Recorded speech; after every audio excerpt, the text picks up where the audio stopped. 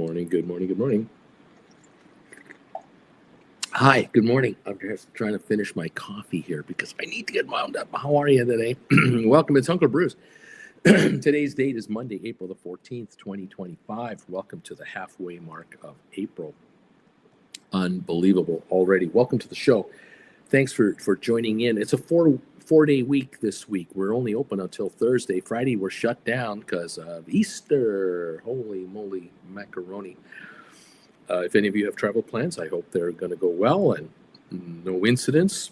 Speaking of travel, oh my goodness, U.S. arrivals.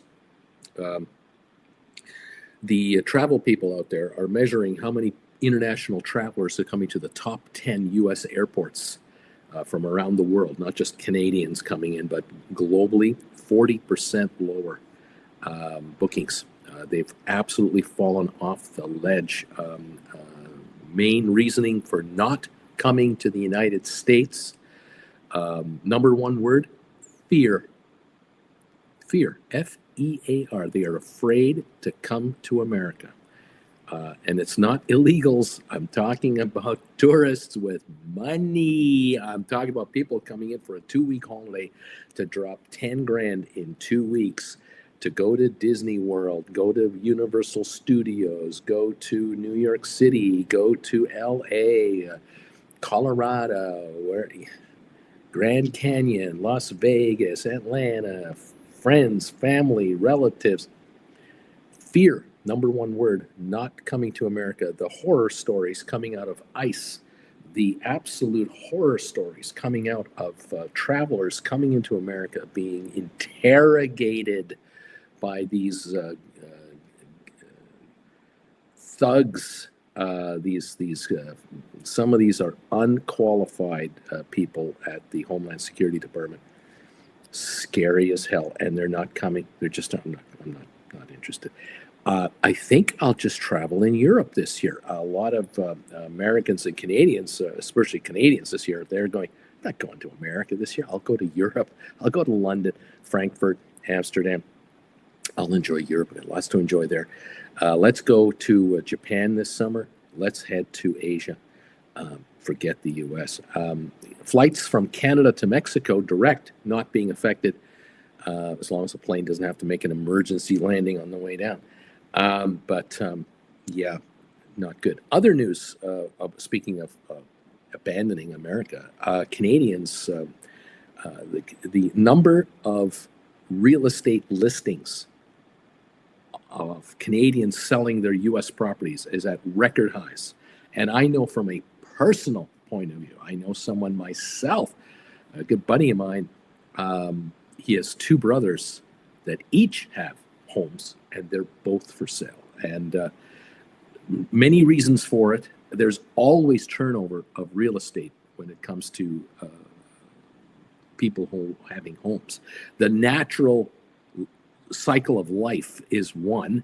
People age out and sell your own primary home and retire somewhere, or you have a second house like a cottage or a cabin, as we like to call it. Or in Canadians' cases, a lot of Canadians, not like every one of them, but many Canadians own property in Florida, Texas, Arizona, California, Georgia, the Carolinas. They're selling because naturally they age out and they sell. But sometimes Canadians are there to buy up homes. Well, right now the Canadians aren't buyers. The Canadians are sellers. And the articles that are out there are talking about, well, the American dollar is so strong against the Canadian dollar. That's not the story. That's a BS story. Canadian dollar has been around 70 cents US now for a couple of years. This is not the reason. The main reason Canadians are selling American real estate is the guy in the White House.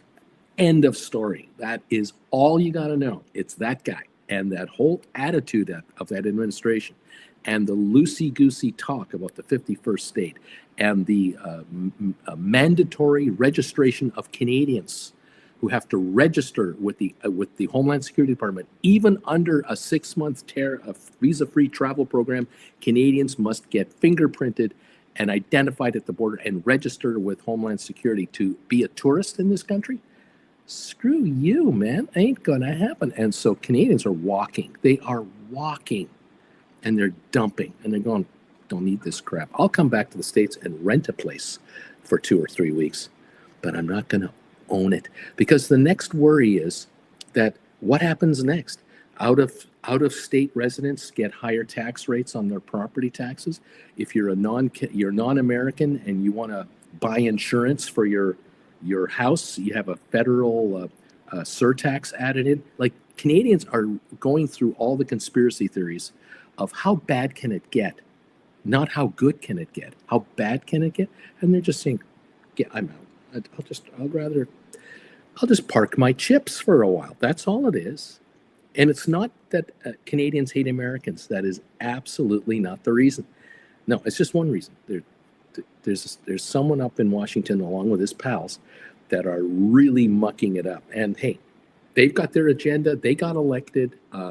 Fair enough. Americans made their choice as a whole, and the results were the results, and the Canadians respect that. And they go, great. Well, you guys enjoy your little party for the next 4 years. We will hang out doing what we're going to do for 4 years. And then we might see you again. We'll see how it goes. There will be a rebound, but not good. So certain home prices in certain districts of America are under pressure. And I can assure you, where I am at the moment here in Southern California, in this district, which is, the winter mecca of the Southwest, this area here, and I can also guarantee you that the Phoenix area, prices between Arizona and California for vacation property, for winter property, the prices are down, and they are headed lower. Price drops everywhere, and the market action last week did not help the situation at all for the domestics, for the locals. One sign that I can tell you where things have really slowed up around here, just here, one of the highest postal code demographics in all of the United States, Rancho Mirage, California, Palm Desert, Palm Springs, La Quinta. We have Coachella going on, Coachella Fest, that huge pop culture, show going on every year. Coachella is a massive drawer of hundreds of thousands of fans. It's massive. It's a 10-day event.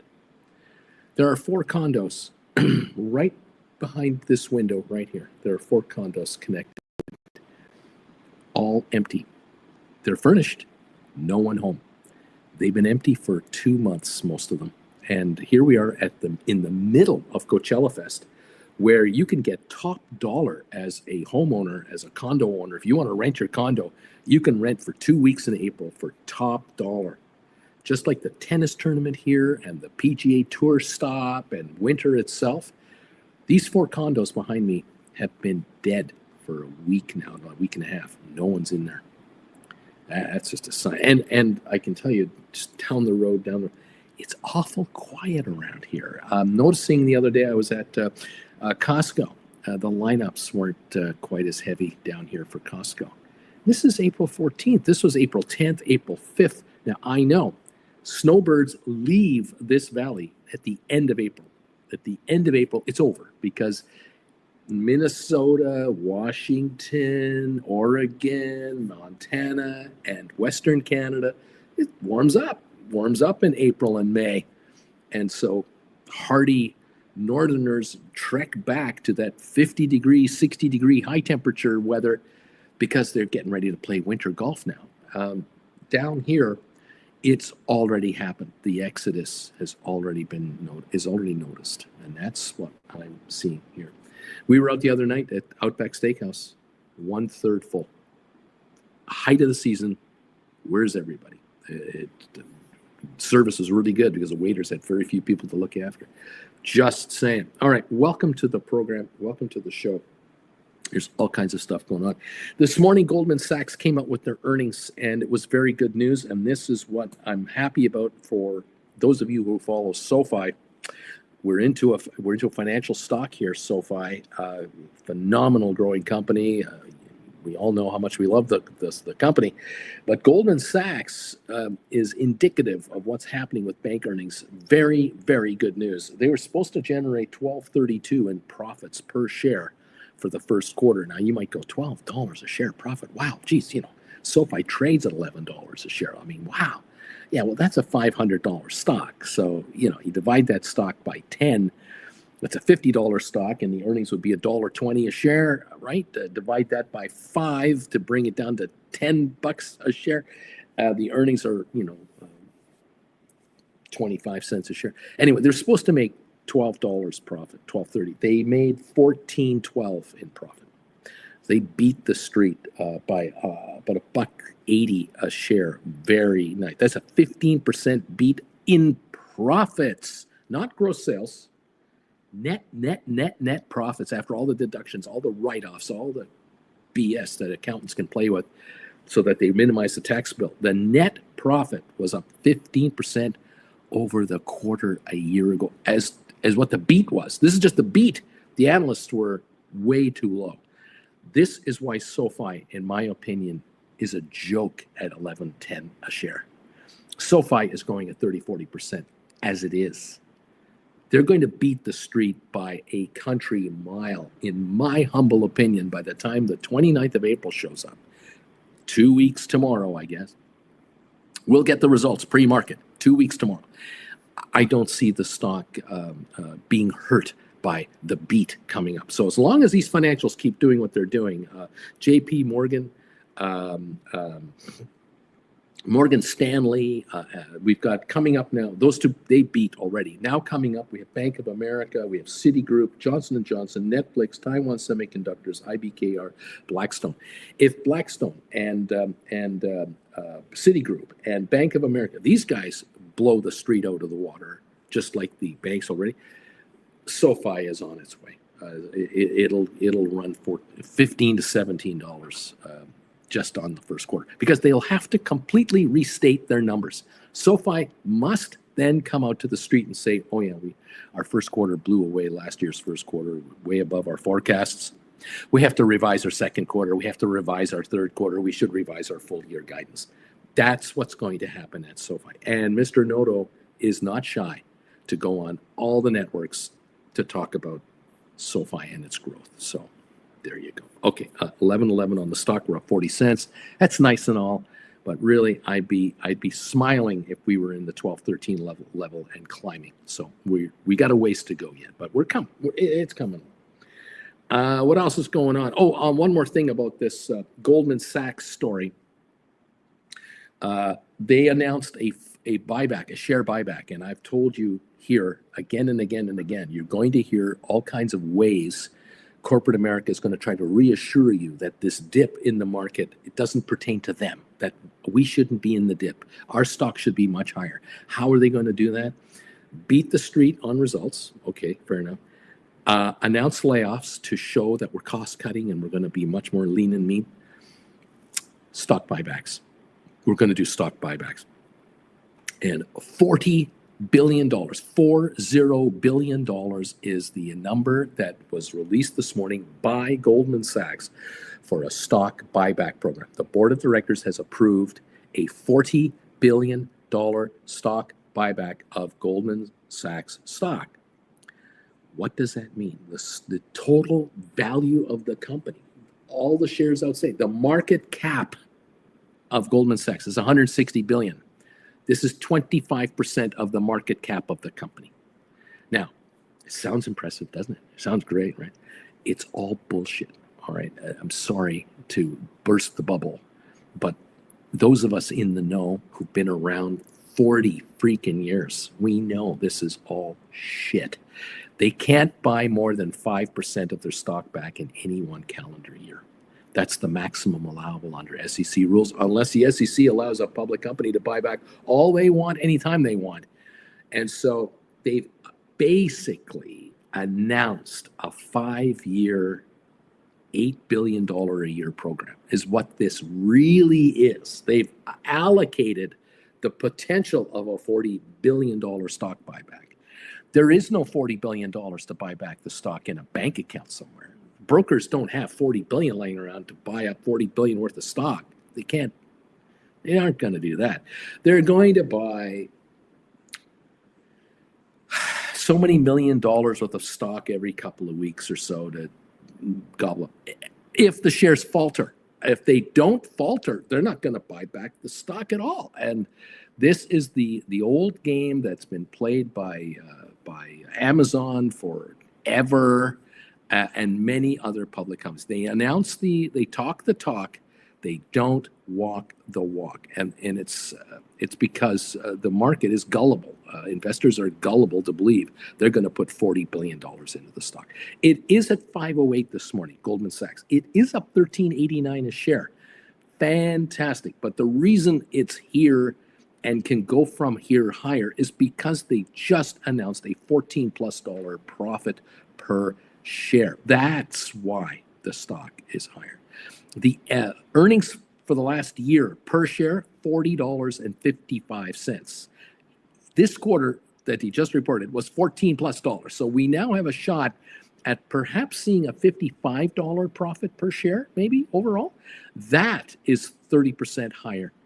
That can move the stock into the 600 level, not the fact that they're going to buy back stock. They're not going to run the market, put money into the market. The high of the stock is 672. If this goes to 600 on its own, just on its own, the company's not going to put 40 billion into the stock at $600 a share. They're there to give it a floor.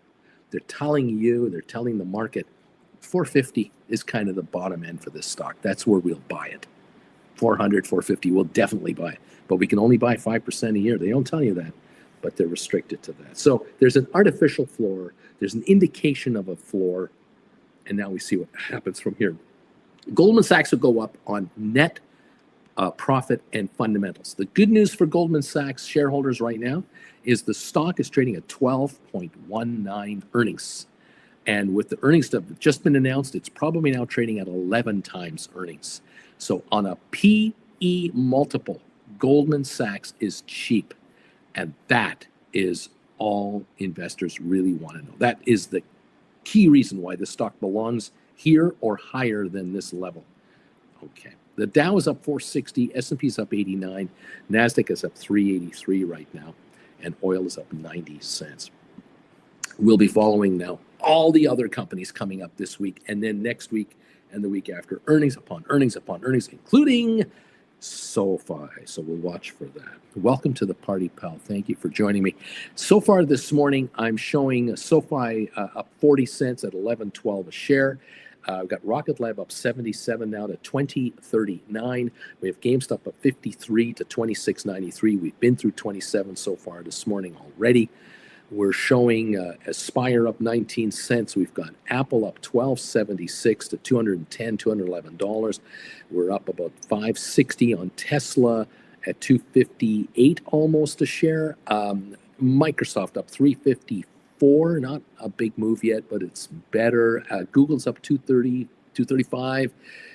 1.25%, okay, but nothing great. Amazon up 2.20, okay, 1%. Nvidia's up 3% to 387 at 114.80, almost 115. That sure makes it a lot better looking than the 90s. Thank you. Facebook was down $2. Meta down $2. 270 on Friday. It's up 717 this morning at $550, but it's only a 1.2% run up. It's not 3 or 4% pre-market gains. Supermicro's having a good morning, up $2 to 35.15. ASTS is up 64 cents, 2.8% at 23.92, trying to break through 24.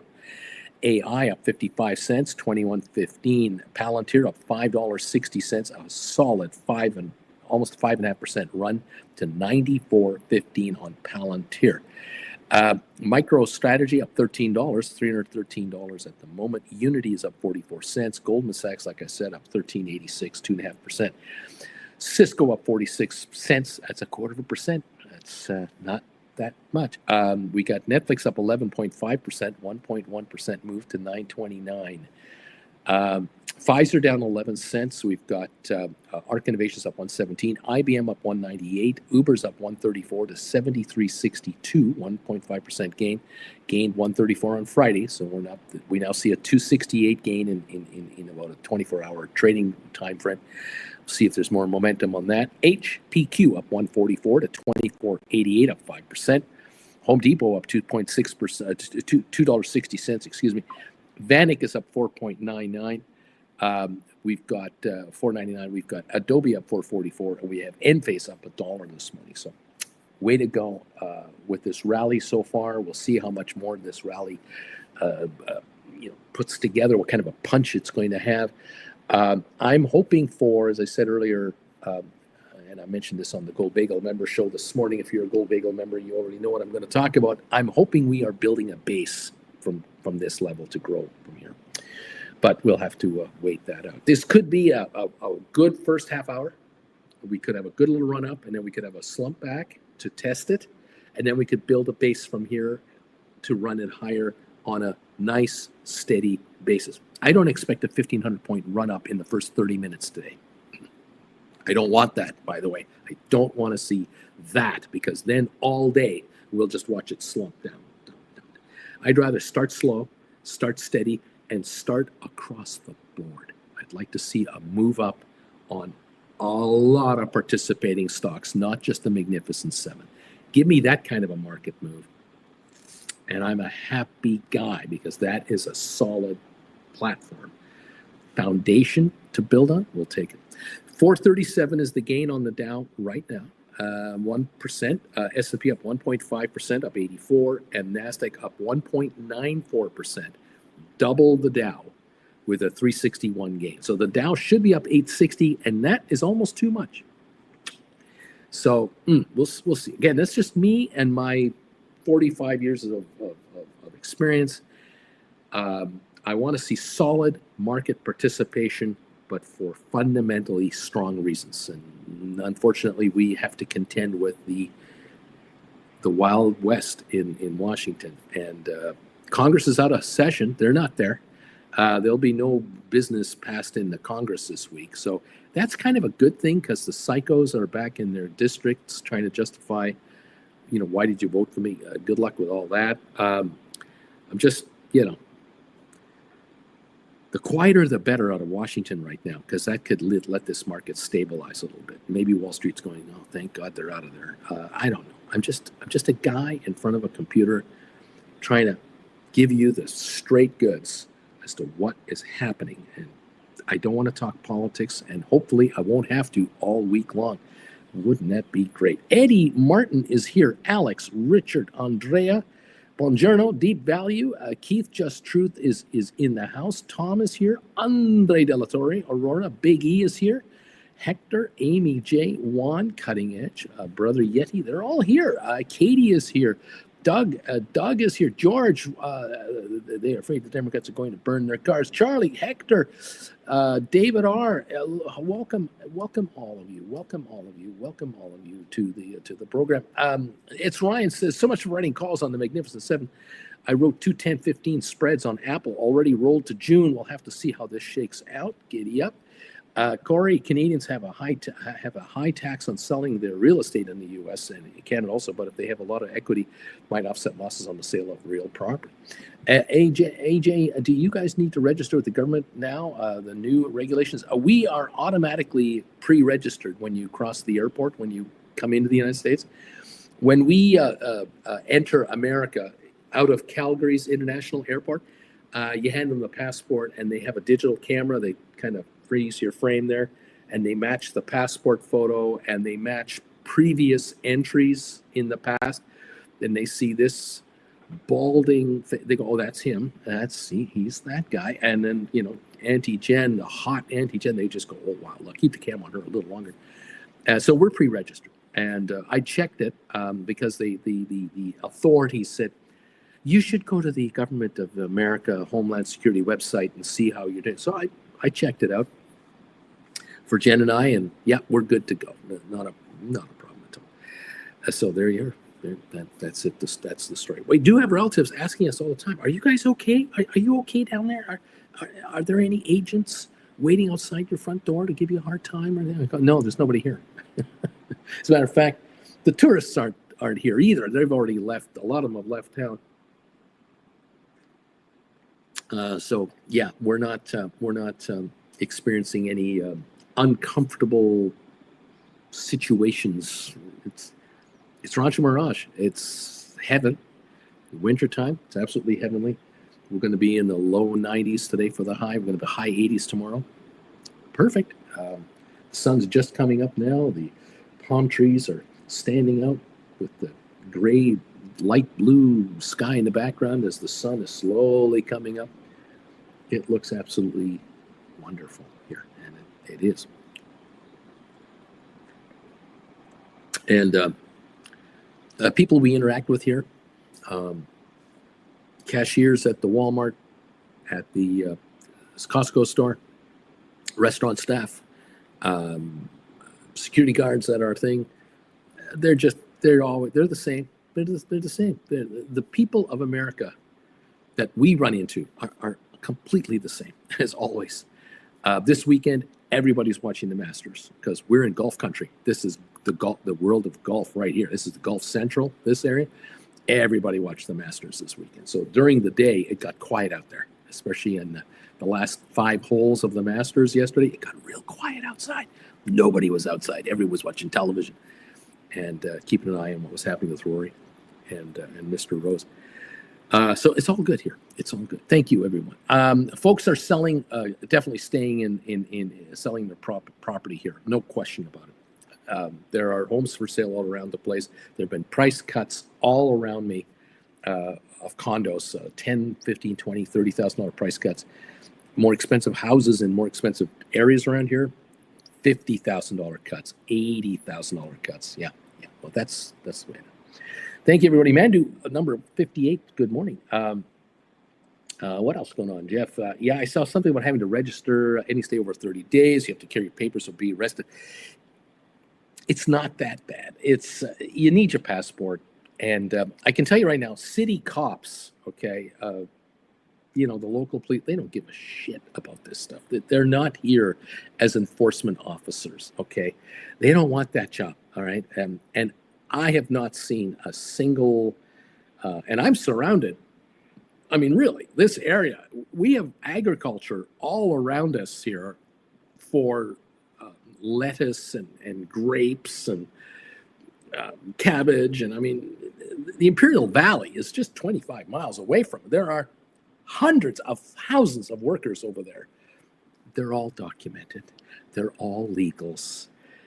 This area is so well regulated. We are not drowning in illegal immigrants around here like you would think with the media that you're getting. There are no ICE trucks driving around. There are no guys wearing SWAT uniforms with dogs on. There's nothing like that here. Nothing. It is so laid back around here.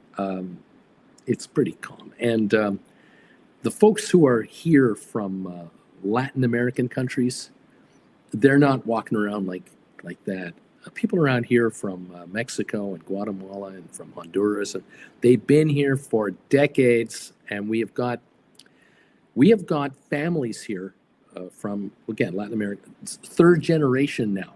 We have people here whose parents were born here, who have kids born here, whose parents were from Mexico, and they're all Americans.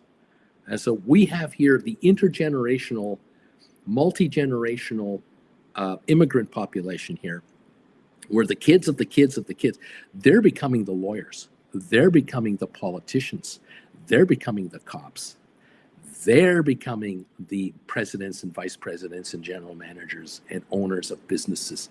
This whole region here is the future of America when it comes to the immigration from Latin America from the 70s and the 80s and the 90s.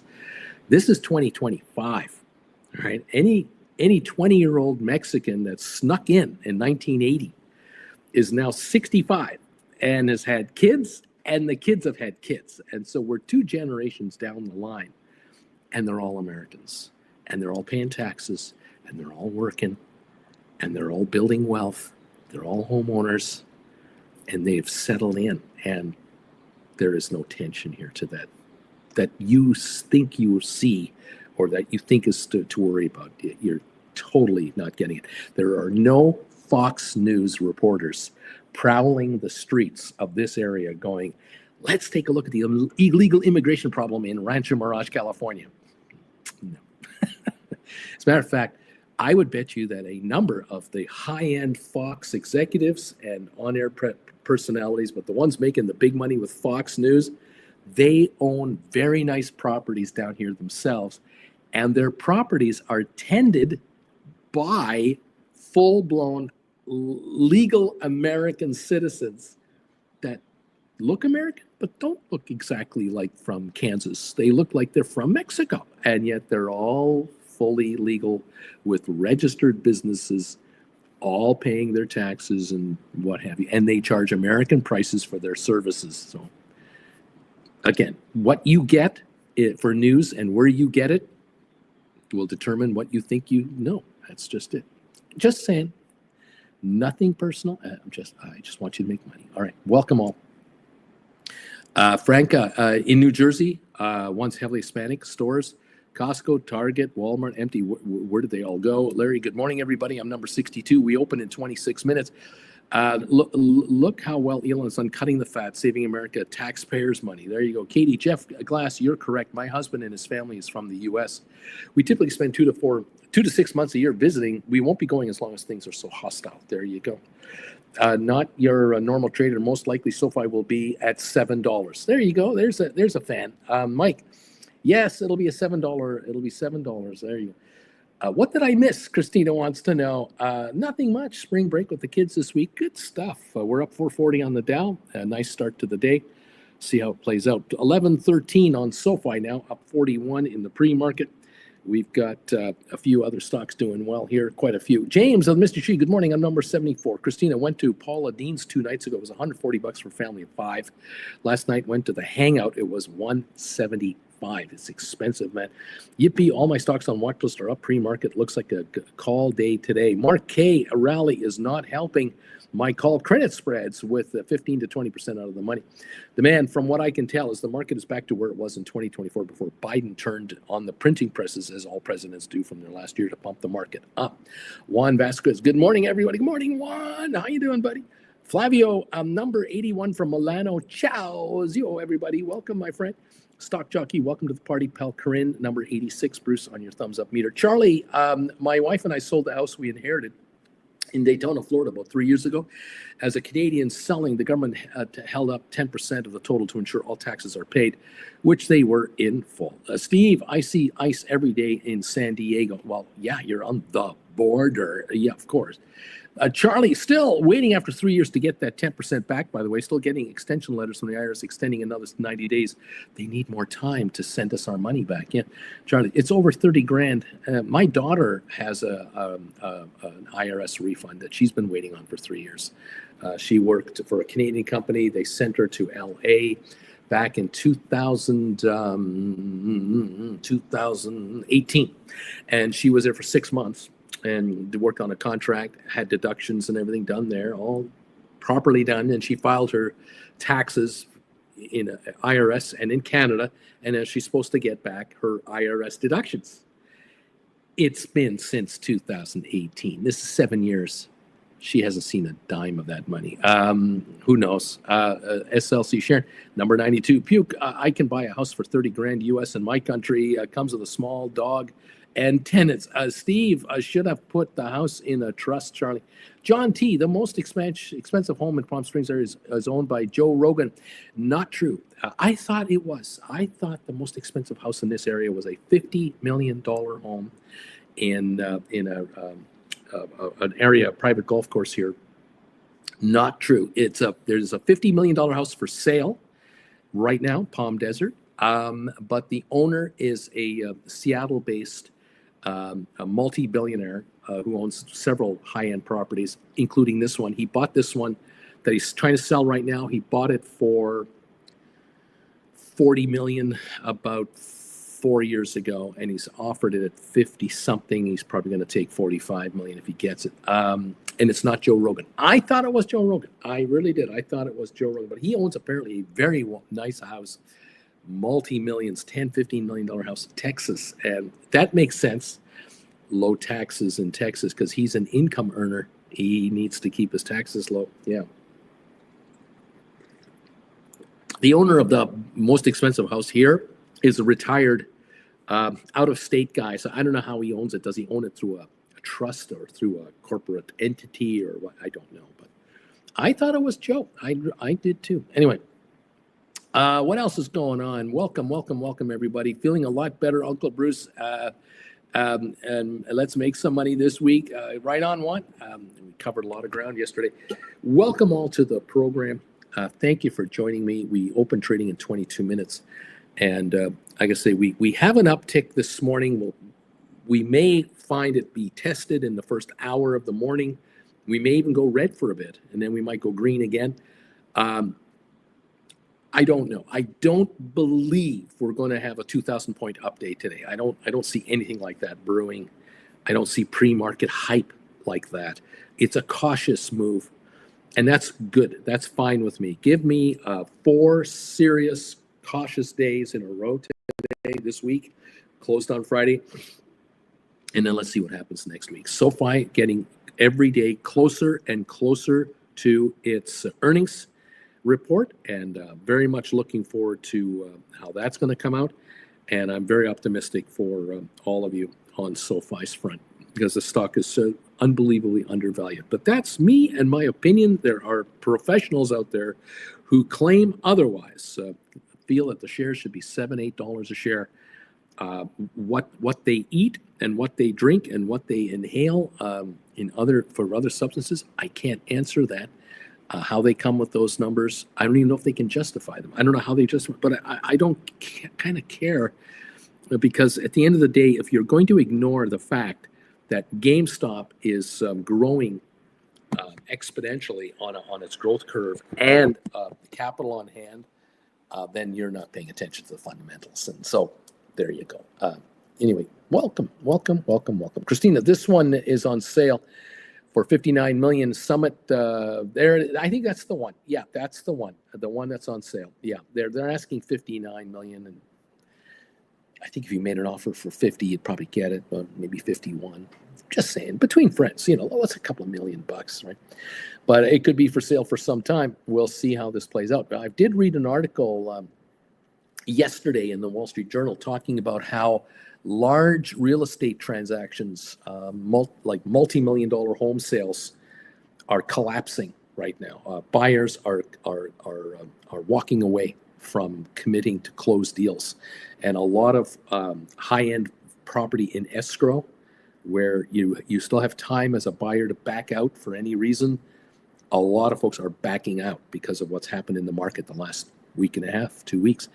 A lot of folks out there in the top 10 percenters, let's say from the 10%, the 9%, the 8%, and the 7 percenters, the bottom end of the top 10, does that make sense? Those folks have seen percentage losses of their wealth, very uncomfortable losses. And a lot of them are going, whoa, hold it a minute. What's we're worth $5 million 3 weeks ago. We're worth $3 million this week. What? If you're 100 million and you're now worth 80 million, you're going, ouch. If you're 5 billion and you're worth 4 billion, ouch.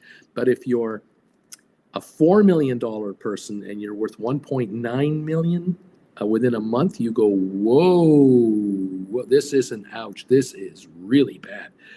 You can imagine people going, hold up. Let's not get a new car this week. Let's reassess all of our spending for the next 6 months to a year, and really, a day like today helps to calm nerves down. A week of this would be in order. Are we getting it? I don't know. We'll see. Yes. Good morning, everybody. Good morning from a cloudy Cincinnati.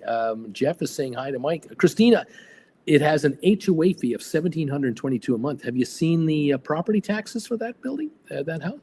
Uncle Bruce, still a good idea to be writing $126, $20 SoFi cash secured put. The higher the stock goes, the more of those are coming into view. Right now, a lot of folks have grabbed 10s. They were grabbing 8s to 10s a week ago. Now they're doing 12s to 15s this week. Pop this market to $14, $15 a share, and the 20s are next. Here we go. If you got 20s written, sit tight. Just sit tight.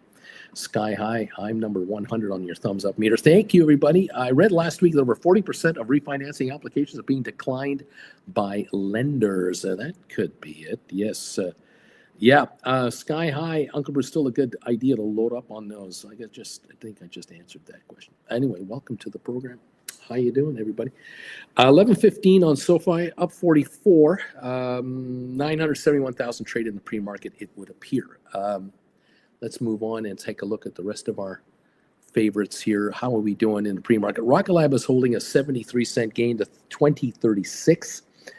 11:15 on SoFi, 26.90, just under $27 on GameStop, up about 50 cents. And we got Apple now holding this $12 gain at $210.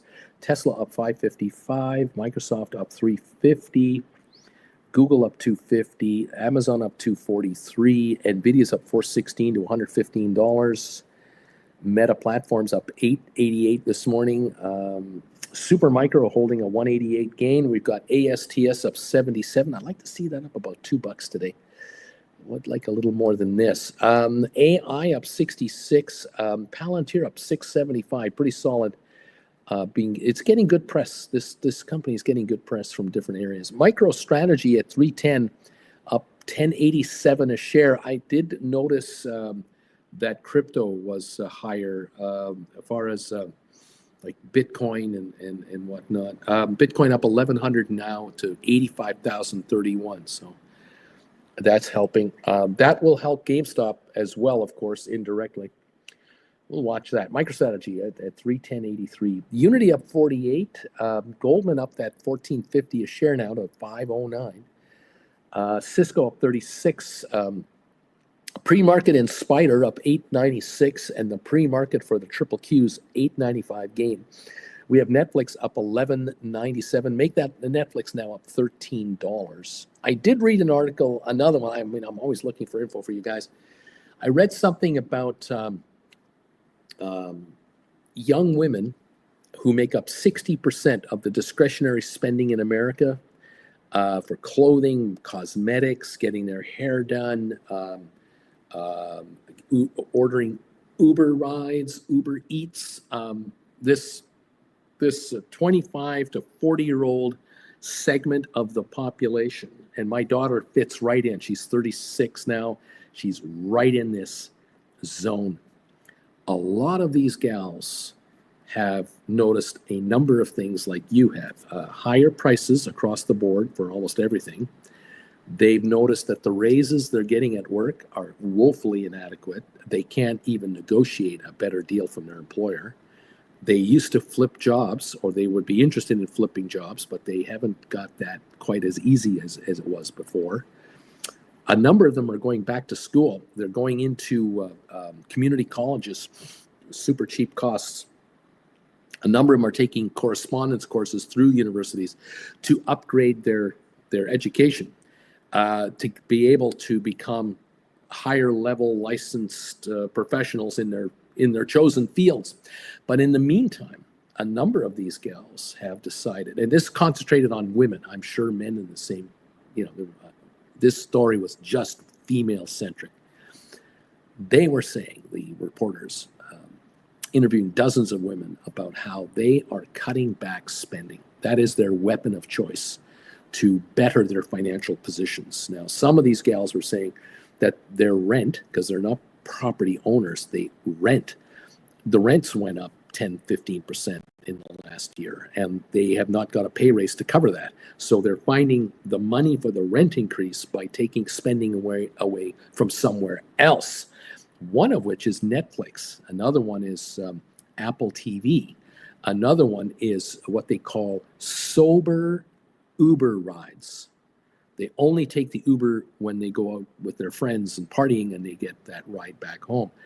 But if they're sober, they're not taking expensive Uber rides. They're cutting that budget down. They're also cutting back on these. You've heard of these food delivery services, not fast food delivery like Uber Eats. I'm talking about something like Good Eats or some of these outfits that will send you food that all you have to do is warm it up and you've got a gourmet meal in your house. This is expensive stuff. This is costly. These gals are shopping for their own food now at a grocery store. This is a new thing. Their wardrobes they're regurgitating their wardrobes. They're making adjustments to some of their clothing to make it last longer and not have to buy new stuff, because with the tariffs, it used to be so easy to order cheap stuff on the internet, have it delivered to your house. They're finding the tariffs have taken these right out of the picture. They're not going to the malls. They're cutting that back as well. So it's an interesting shift going on.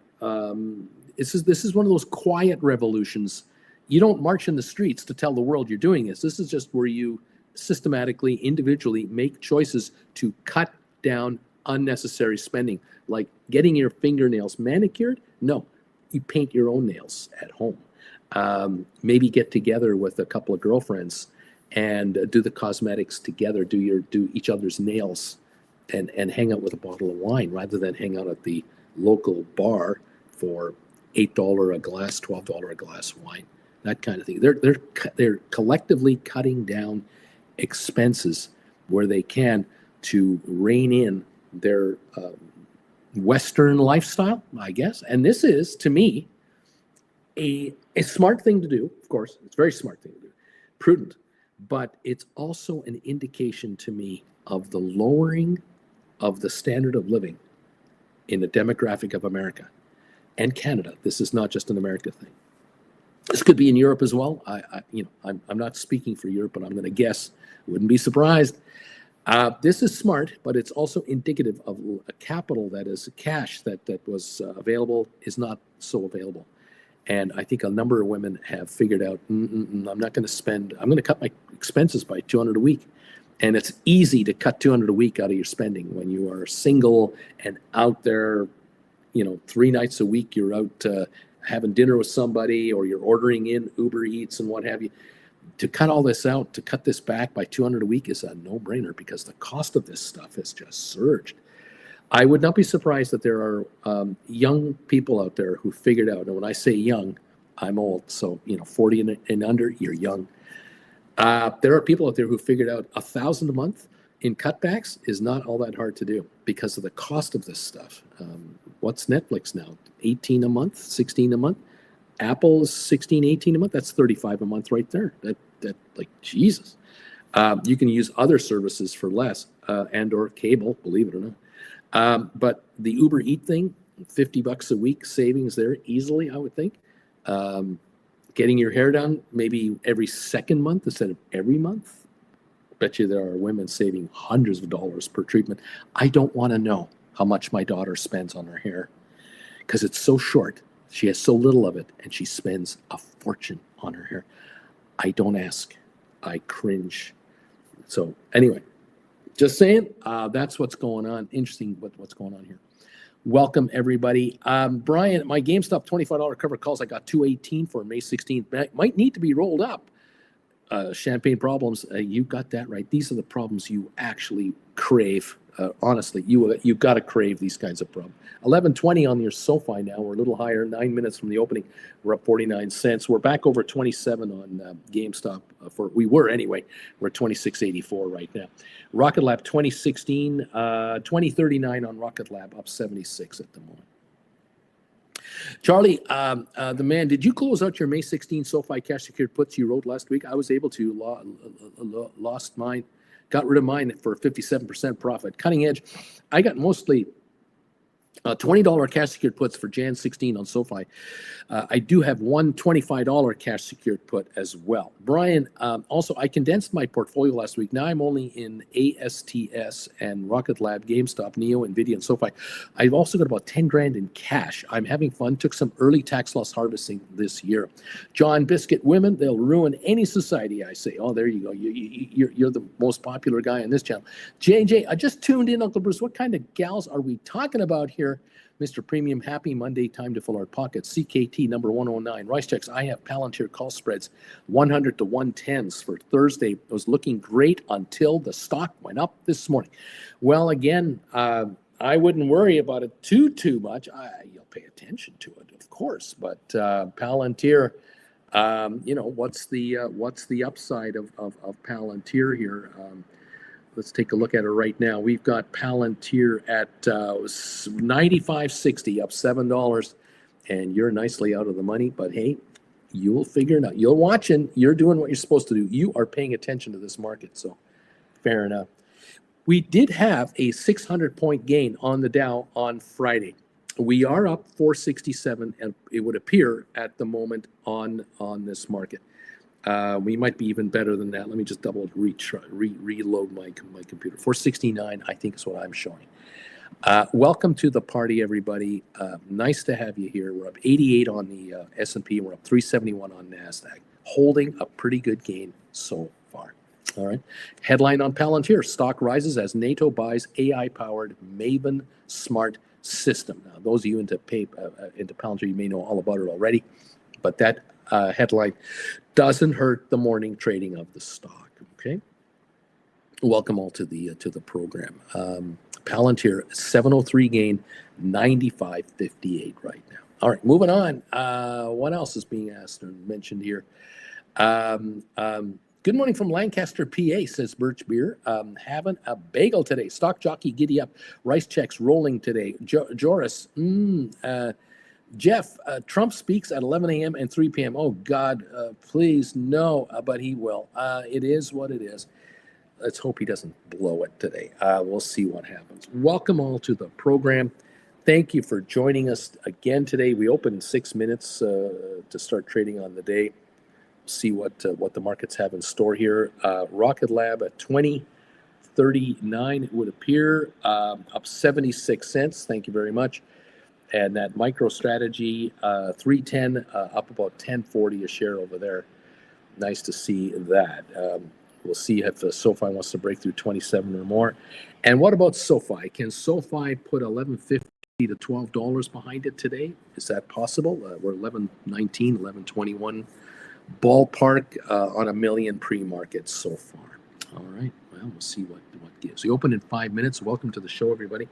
Great to have you with us. Those of you who are doing cash secured puts, you love a moving market, no doubt about it. You're getting richer. The money is moving into your favor.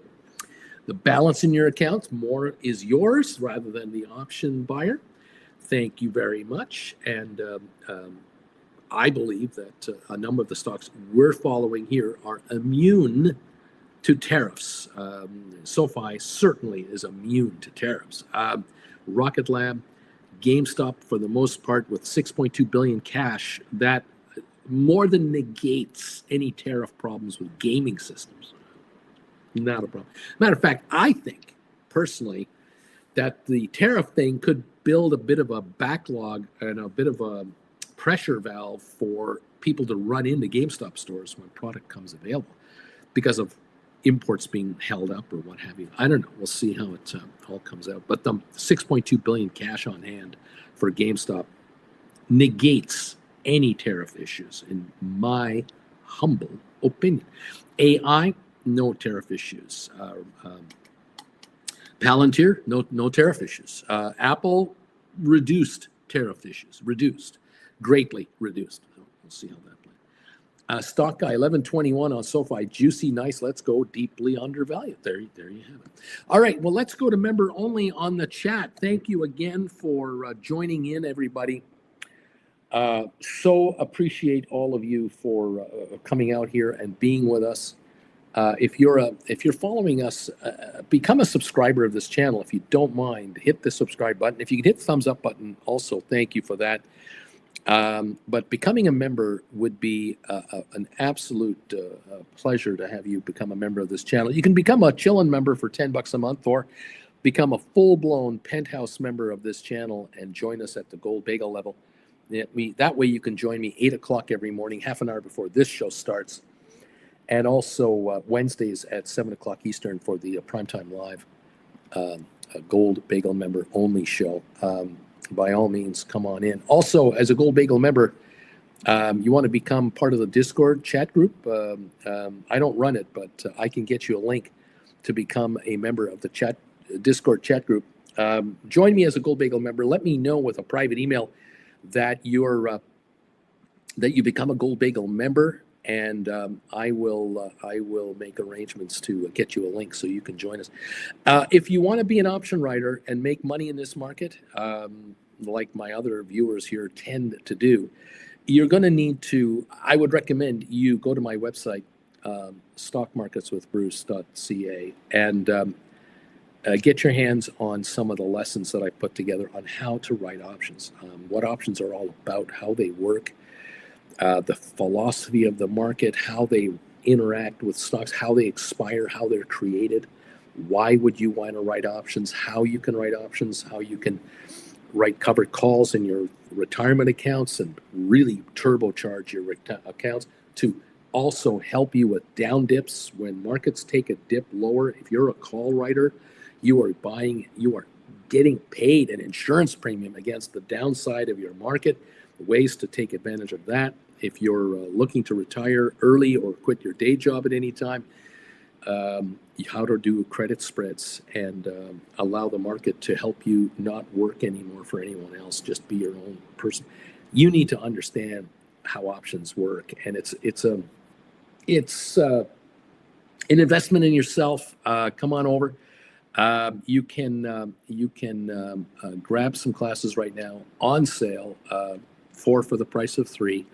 So $5.99 US, $5.99.99 US funds will get you 4 classes out of the 18. If you want 8 or 12, just double or triple that number. If you want anything more than 4 classes, if you want 6 or 7 or 11 or 13 classes, whatever you're trying to fill in, out of all 18, you're trying to fill up the gap with 6 more, then just multiply $150 times the number of classes you want. So 4 for $600 is $150 a class. 5 at $150. 6 at another $150. Send me a private email at brucefarmer@hotmail.com and just let me know, Uncle Bruce, I want to take advantage of your sale. I'm going to send you a donation for these classes. The place to do that is right here at paypal.com. Bruce Farmer Traveling with Bruce. That link is down below. That info is down below here in the description.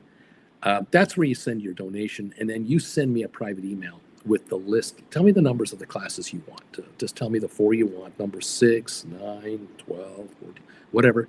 1, 2, 3, 4. You want to get started. Invest in yourself. It's like a stay-at-home, easy to understand, in plain English kind of a class where you're going to see me in front of a whiteboard talking to people live. It was done live. Jen is the moderator of the class. You're going to find that the folks asking questions sound very familiar to you. You're going to go, oh, I know who that is.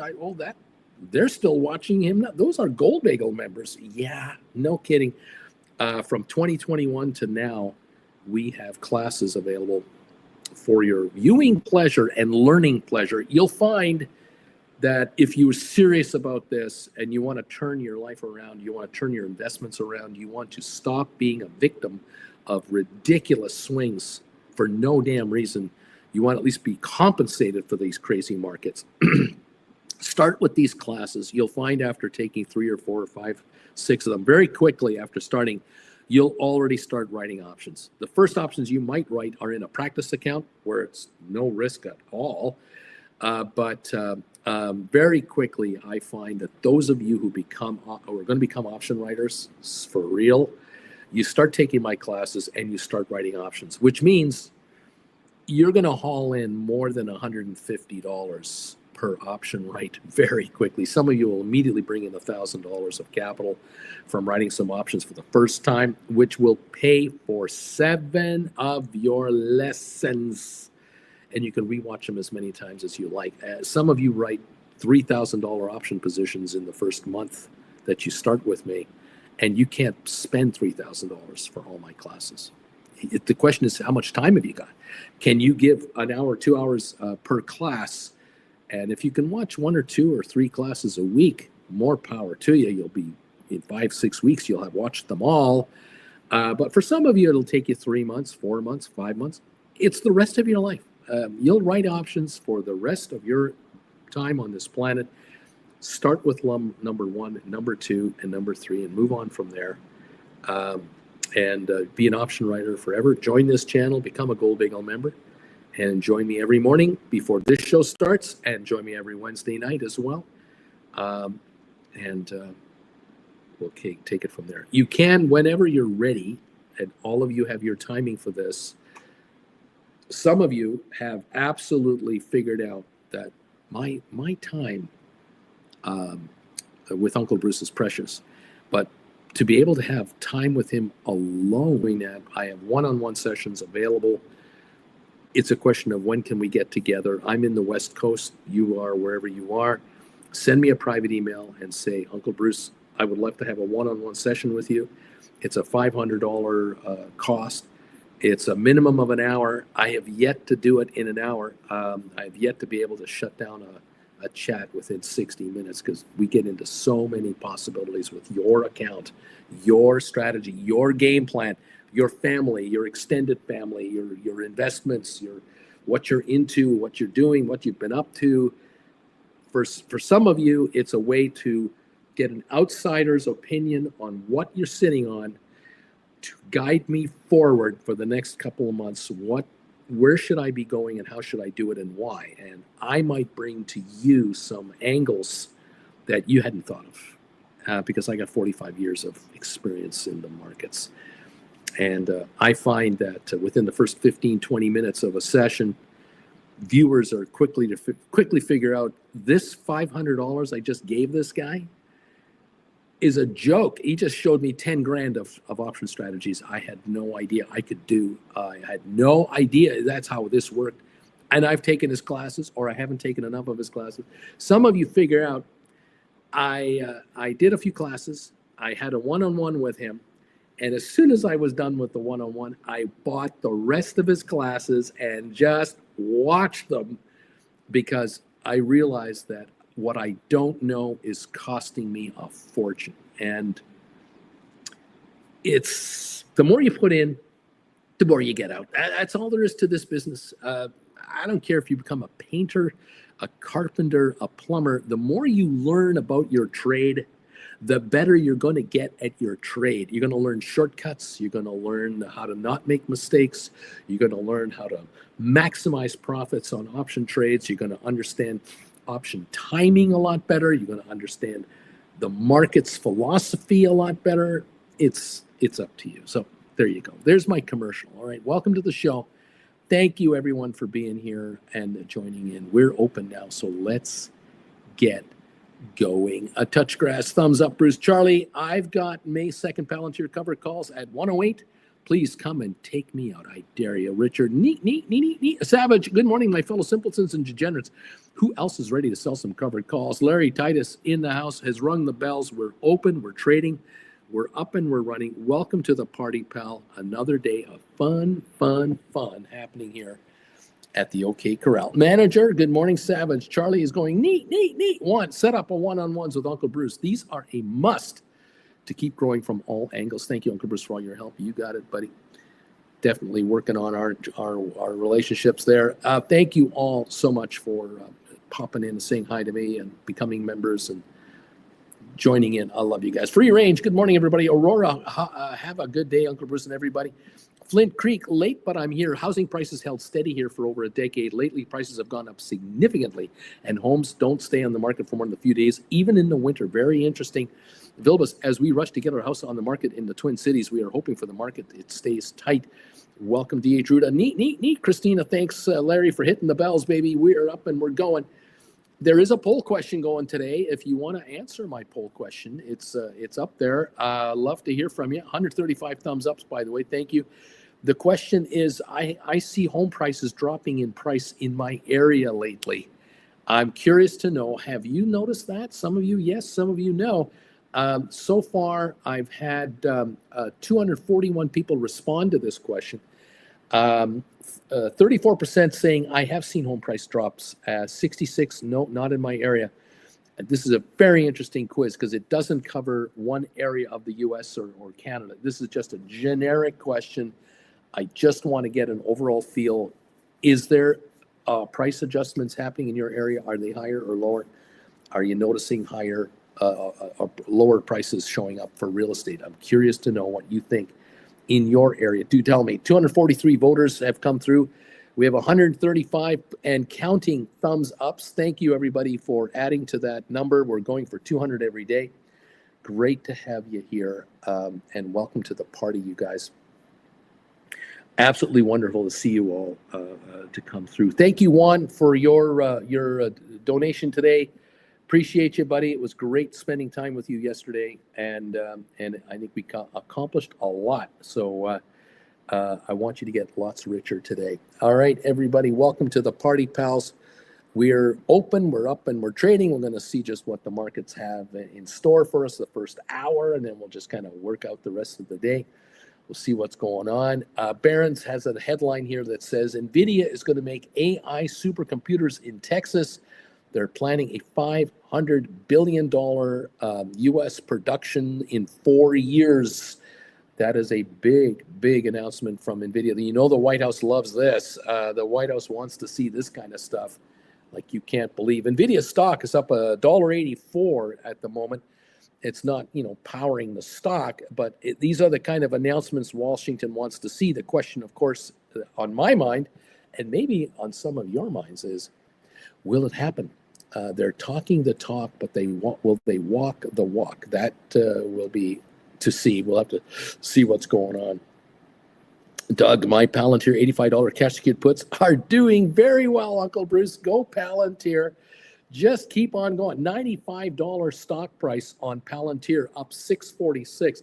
That puts a whole bunch of cash secured puts lower and lower and lower and lower. And that's what it's all about, folks. Good stuff. And Flint Creek says the problem is houses are bought up and converted to vacation rentals. It has created a housing shortage and reduces year-round business for locals, creating all sorts of problems. Oh, no question about this. Christina, okay, Uncle Bruce, I've got 55 grand to get into trouble with. What are your thoughts? I'd be doing credit spreads, way out of the money, call credit spreads, with a relatively short fuse in mind, where you might have a 1 week to 2 week trading philosophy, where you create a credit spread for 20% return and close it off with a 10% return, or a 12% return on your capital with a 5 or 6% buyback, something like that. And I would be diversified into maybe 5 of them. I wouldn't put more than 10 grand in any one of these trades, and I'd be well out of the money. That might be the place to go because it limits your exposure. And it gives you turnover. You might be doing turnovers every couple of days on this. Susan Schaff's number 134, Bruce. Thank you, Susan. Savage Wall Street, nobody believed anything that happens as administration. Remember that Foxconn factory they built in Wisconsin? Yeah, and me neither. It was never built. That's right. They cleared some land and it never got built. And that was from the first administration. The Democrats never jumped on it. The Republicans have ignored that little story. And now we have this NVIDIA thing. I hope for the best. I hope it's real. I hope it's legit. That would be great. But, until it's done, it has to be done. And this has to survive. This factory build out has to survive this administration. And there's the trick right there. Can this build out last 7, 8, or 10 years to fully be done? Because this isn't done in 3 weeks, 3 months. This is a multi-year thing. Free range, Christina. SoFi, $11 cash secured puts for May 16th. They're paying $1.15. Not bad. There might be potential there. SoFi's looks like it's at 11.14. No, it's at 10.91. Pardon me. We were at 11.20 in the pre-market. We're at 10.90 right now. So 10 cents in the money. There's a little trade there. Well, there are possibilities here and there. Let's keep an eye on all those. We're up 320 on the Dow. We're up 55 in S&P. We're up 197 on NASDAQ. NASDAQ is up 1.1%. S&P up 1%. The Dow up 0.8. I'm kind of happy about this calm start. I'm very pleased with this. I don't want to have a 1,200 point opening with then a crash where we're only up 200 points. I'd rather be doing this and build on this. Let's see if this is legit. Give me a wide foundation on this market. Let's see how this plays. Thank you, everybody, for joining in here. Let's see what happens. Giddy up. Americans are doom buying coffee, olive oil, and soap. I can attest to that. Jen put an order in for Flint Creek Soap Company soap. Package arrived on Saturday morning, and Jen is just delighted. She's just giddy getting her Flint Creek Soap Company product. If you've ordered yours, I'm sure you'll be happy. And supporting one of our viewers, hey, nothing wrong with that. Thank you, everybody. 1090 on SoFi up 19, ASTS up 51, Rocket Lab up a dime, GameStop at 26.21 down 19 cents, MSTR up 426, AI down 15, Supermicro up 125, Nvidia up 80 cents, Tesla up 216, Palantir up 449 to 93.04 so far this morning. Welcome to the show, everyone. It's green, but we'll see how green and does it get more powerful or not. We're up 238 on Google, up 855 on Apple, Microsoft up 271. We've got Meta down 336, Amazon down 207, Cisco is up 54. We'll see how this plays out going forward. 270 gain on IBM, HPQ up 88. So there you have it. Walmart up 78 cents. JP Morgan down 7. Goldman up 385. We were a lot stronger on Goldman this morning. And this is what I'm talking about. This market is a dead cat bounce feel to it. But is it more like we popped a little and we're going to just pull back a little and spread out the base and then we'll build from that for the rest of the week? That's what I would prefer to see. We'll see. We'll watch for that. Jeff, Microsoft just canceled billions in investments for 3 data centers they planned in Ohio. Interesting. JJ, Mega doesn't even have an 8-second attention span. Foxconn, Minnesota, they'll just say that they don't know anything about it. Rocketeer, morning, Uncle B. I feel like this market is really trying to call bullshit on the tariffs, but I think it's just going to get slapped lower and the bad data rolls in. Stephen Butler, 143 on your thumbs up meter, Bruce. You tell it like it is. Good morning, everybody. Thank you, Stephen, and everyone else. I love to have fun from time to time, and I love to kind of break the tension. This weekend was a tense weekend, as you were probably noticing. But if you ever have a minute, head over to YouTube and do a search for Chuck and Bob. from the television show called Soap back in the late 70s. There's a video on available for Chuck and Bob where Bob can read your mind. And just so you know, Chuck and Bob, it's a guy with a doll. He's a ventriloquist, and he puts a blindfold on the doll, and he gets one of the family members in this story to hold up an ashtray and says, see if you can guess what this is. You have to watch this to believe it. It is just classically funny, and it just breaks me up to see silly, stupid humor like that to lighten up the blood pressure and just relax once in a while. Any kind of Chuck and Bob clips you can get your hands on, including Bob getting put in the refrigerator by Billy Crystal's character. You gotta watch this show or watch these clips. Just absolutely hilarious. If you want to have some fun, there you go. Of course, other ways to have fun on YouTube is to watch any clips featuring Colin Mockery from Whose Line Is It Anyway? 2-line vocabulary, brilliant comedy, sketch comedy, absolute brilliant. 2-line vocabulary with Colin Montgomery. Oh my God. Insanely funny, silly, stupid, and it just makes me howl. Scenes from a Hat, film noir, yeah, absolutely phenomenal. Questions Only, some of those skits those guys did were brilliant skits. Fantastic. Anyway, there you have it.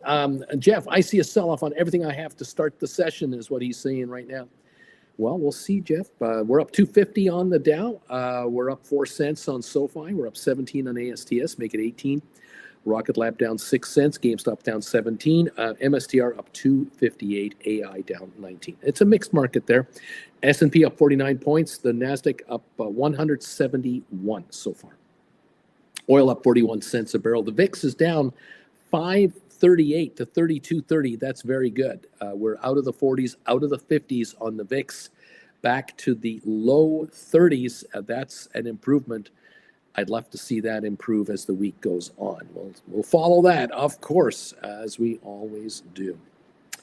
Welcome to the party, pals. Nice to have you with us. Jen and I went to the outlet mall here near the desert, the Cabazon outlet mall. I don't know if you've ever been to it, on Highway 10 coming out of LA towards the desert.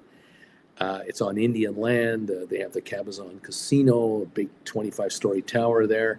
And they have this huge shopping mall, an outlet kind of mall. And we went there and took a look around. I specifically wanted to look for a new pair of shoes. I like wearing Nike running shoes or whatever shoes. And I'm particular about the look of the shoe and the feel and what have you. And I thought, well, there's a Nike factory outlet store over there. Let's take a look at some Nike stuff, and found a pair of shoes for $80.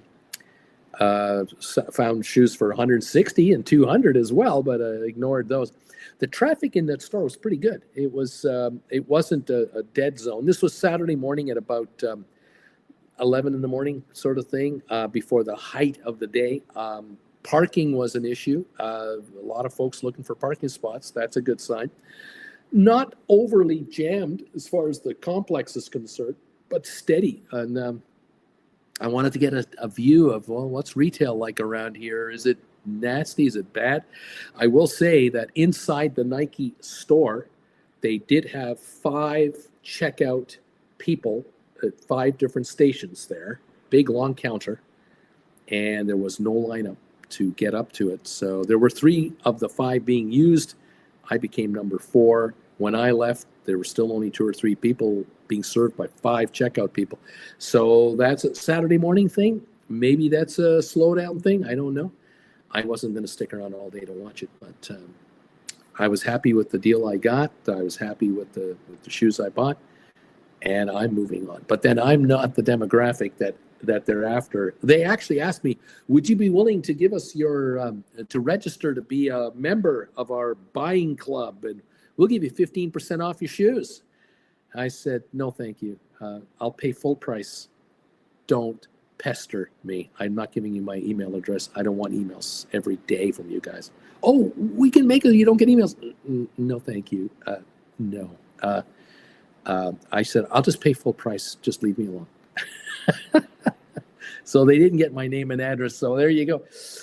Sometimes that's what you want to do. But for the younger kids who are, you own 5 pair of Nikes and you want to get a new pair every couple of months, you can get that kind of a discount once in a while. You take advantage of it, I guess. It is what it is. Anyway, there you are. Christina, would Tesla 180, 190 spreads that expire next week, would that be a good trade to do? You're talking to me about put credit spreads, and I would avoid put credit spreads on the Magnificent Seven. I would only do call credit spreads on the Magnificent Seven. So I would be looking at 290s to 310s, not 180, 190s.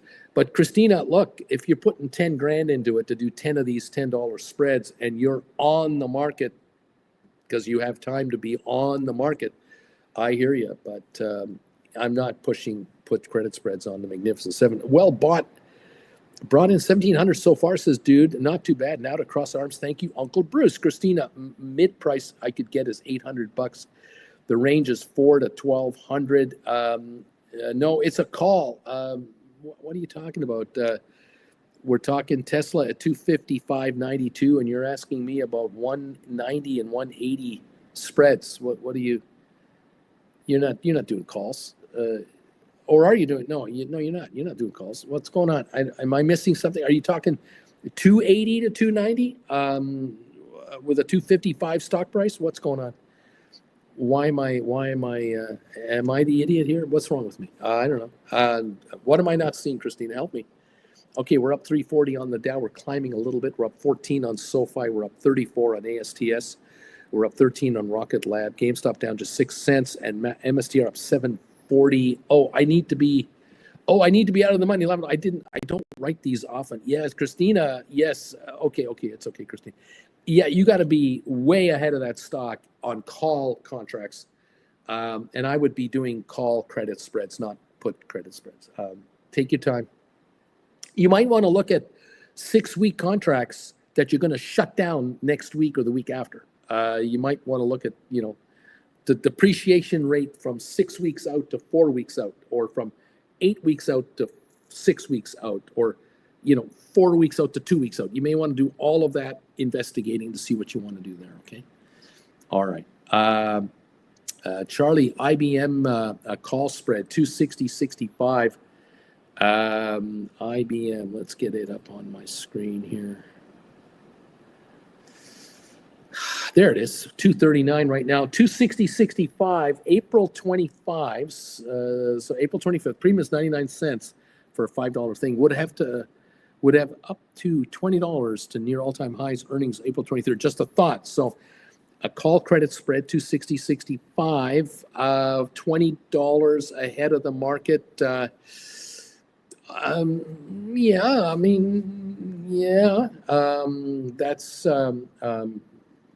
20% premium, not bad. Okay. All right, Susan Shops, Bruce, JP Morgan, good ER numbers, but their forward guidance cited turbulence, high IV, forward looking. So to be safe, we write way out of the money puts calls. Should we be short expiration or go January 26th? I would go call credit spreads, out of the money, of course. 10-15% ahead of the stock is where I would want to be. 6 weeks or less, 8 weeks or less for a nice return. You got to shop this thing, and you might shut it down in a week or 2 or 3 for half that gain, and then do another one. Just always stay ahead of that stock. Call credit spreads. I wouldn't want to be under it because I'm worried about downside. I'm not worried about the upside. I'm not worried about all-time record highs for the company stock. But I'm not interested in just out of the money. I am way conservative. This has got to be a boring-looking trade to you. And I know some of you guys really want the action. You want action. You crave action. Credit spread writers do not crave action. Credit spread writers want death. They want contracts that they write they know are going to die. And whether you do a $5 spread 10 times over, or you do two $25 spreads for $5,000, or whether you do one $50 credit spread, that is a 6-week credit spread, $50 out of the money, way out of the money with a $50 spread, so that the one you write brings in $6, the one you buy costs you $1.50. You are looking for shrinkage on both of those. 50% shrinkage on both those contracts, you make really good money. A $3.25 loss here, a 75-cent loss here, you net out $2.50 on that contract. $250. That's 5%. That's like making 5% on a $5 spread, doing 10 at a time. Don't be afraid to do wider spreads, and you can go further out of the money. That's what the point is here. Okay, thank you all for joining in. Any more questions, do let me know. One-on-ones can come in really handy here. This is where I hope I can guide you into this new world where you are way down on the risk meter, way up on the profit meter, and way out of the market. I want you guys to be really careful here. I'm just a guy in front of a computer trying to help you out. 1085, 1086 on SoFi. It's up 15 cents. That's nice. But I want $13 a share. That's what I'm looking for. I want 13 a share. Let's go. ASTS up 27 cents. I want $1.27 higher. Rocket Lab up 2. No, I want it up $2 today. GameStop down to nickel. I want that at $29. Let's go. MSTR up $9. Keep it going. If MSTR is up 9, GameStop should be up 50 cents. It's not. AI down 15 cents. Supermicro up 156. NVIDIA up 122. Tesla up 366. Giddy up, kids. Palantir up 529. There have got to be cash secured puts that are falling off on Palantir that some of you guys are going to be cashing in on today. I fully expect to hear about that. Giddy up, kids. Well done out there. Keep the drive alive, and let's get you guys richer. Indeed, richer. Welcome to the show, all. Nice to have you with me today in the house. Interesting looking at the markets on different stocks and so on. Right on. Giddy up, everybody. All right, what else is going on here? Costco is up 647, Coinbase up 180. We've got Google up 344, Apple is up 922, Broadcom down 169, Microsoft up 271, Intel up 63 cents, Netflix is up 1371, Meta up 141, Eli Lilly up 928, Amazon down 99 cents. Now Uber up 45, Adobe up at $4, Cisco's up 58 cents, AMD is up 149. Unity down a dime, Enphase up 137, Spire at 935 up 22 cents. Moderna up 30, Pfizer up 7, IBM up 434 at 239.80. We have HPQ up 90 cents. Home Depot up 138, Vanik up 180, Goldman up 676, 501.20. Boeing up 378, Target up 171, JP Morgan up 37, Walmart up 77, Disney up 92, American Airlines up 3 cents, DraftKings unchanged, AMC up 2 cents, Royal Caribbean up 67 cents at the moment. Welcome all to the program. Welcome all to the show. Thank you for joining in with us this morning. It's great to have you with us. And welcome to 10 o'clock Eastern right now at the moment. Welcome to 10 o'clock Eastern time. Okay. Please get richer. Nothing but richer, please. Nothing personal. Just want you to get richer. All right. Okay, there we go. And we're going over here, watching this. And we got that going there. Giddy up. All righty. I want to see some good moves today. Thank you again for joining in on the thumbs up meter and also answering the question of the day. I'd like to get a handle from some of you on home prices in your areas. We have 152 thumbs ups. We're now within 48 of 200. That is awesome stuff. Thank you. We got 267 of you voting now on my giving me an answer today. Yes or no answer. I see home prices dropping in my in price in my area lately. Have any of you noticed home prices dropping or not? 33% of you saying, yeah, I've seen home prices drop where I am. Now, some of you live in Florida and notice that vacation properties are dropping, affecting your property.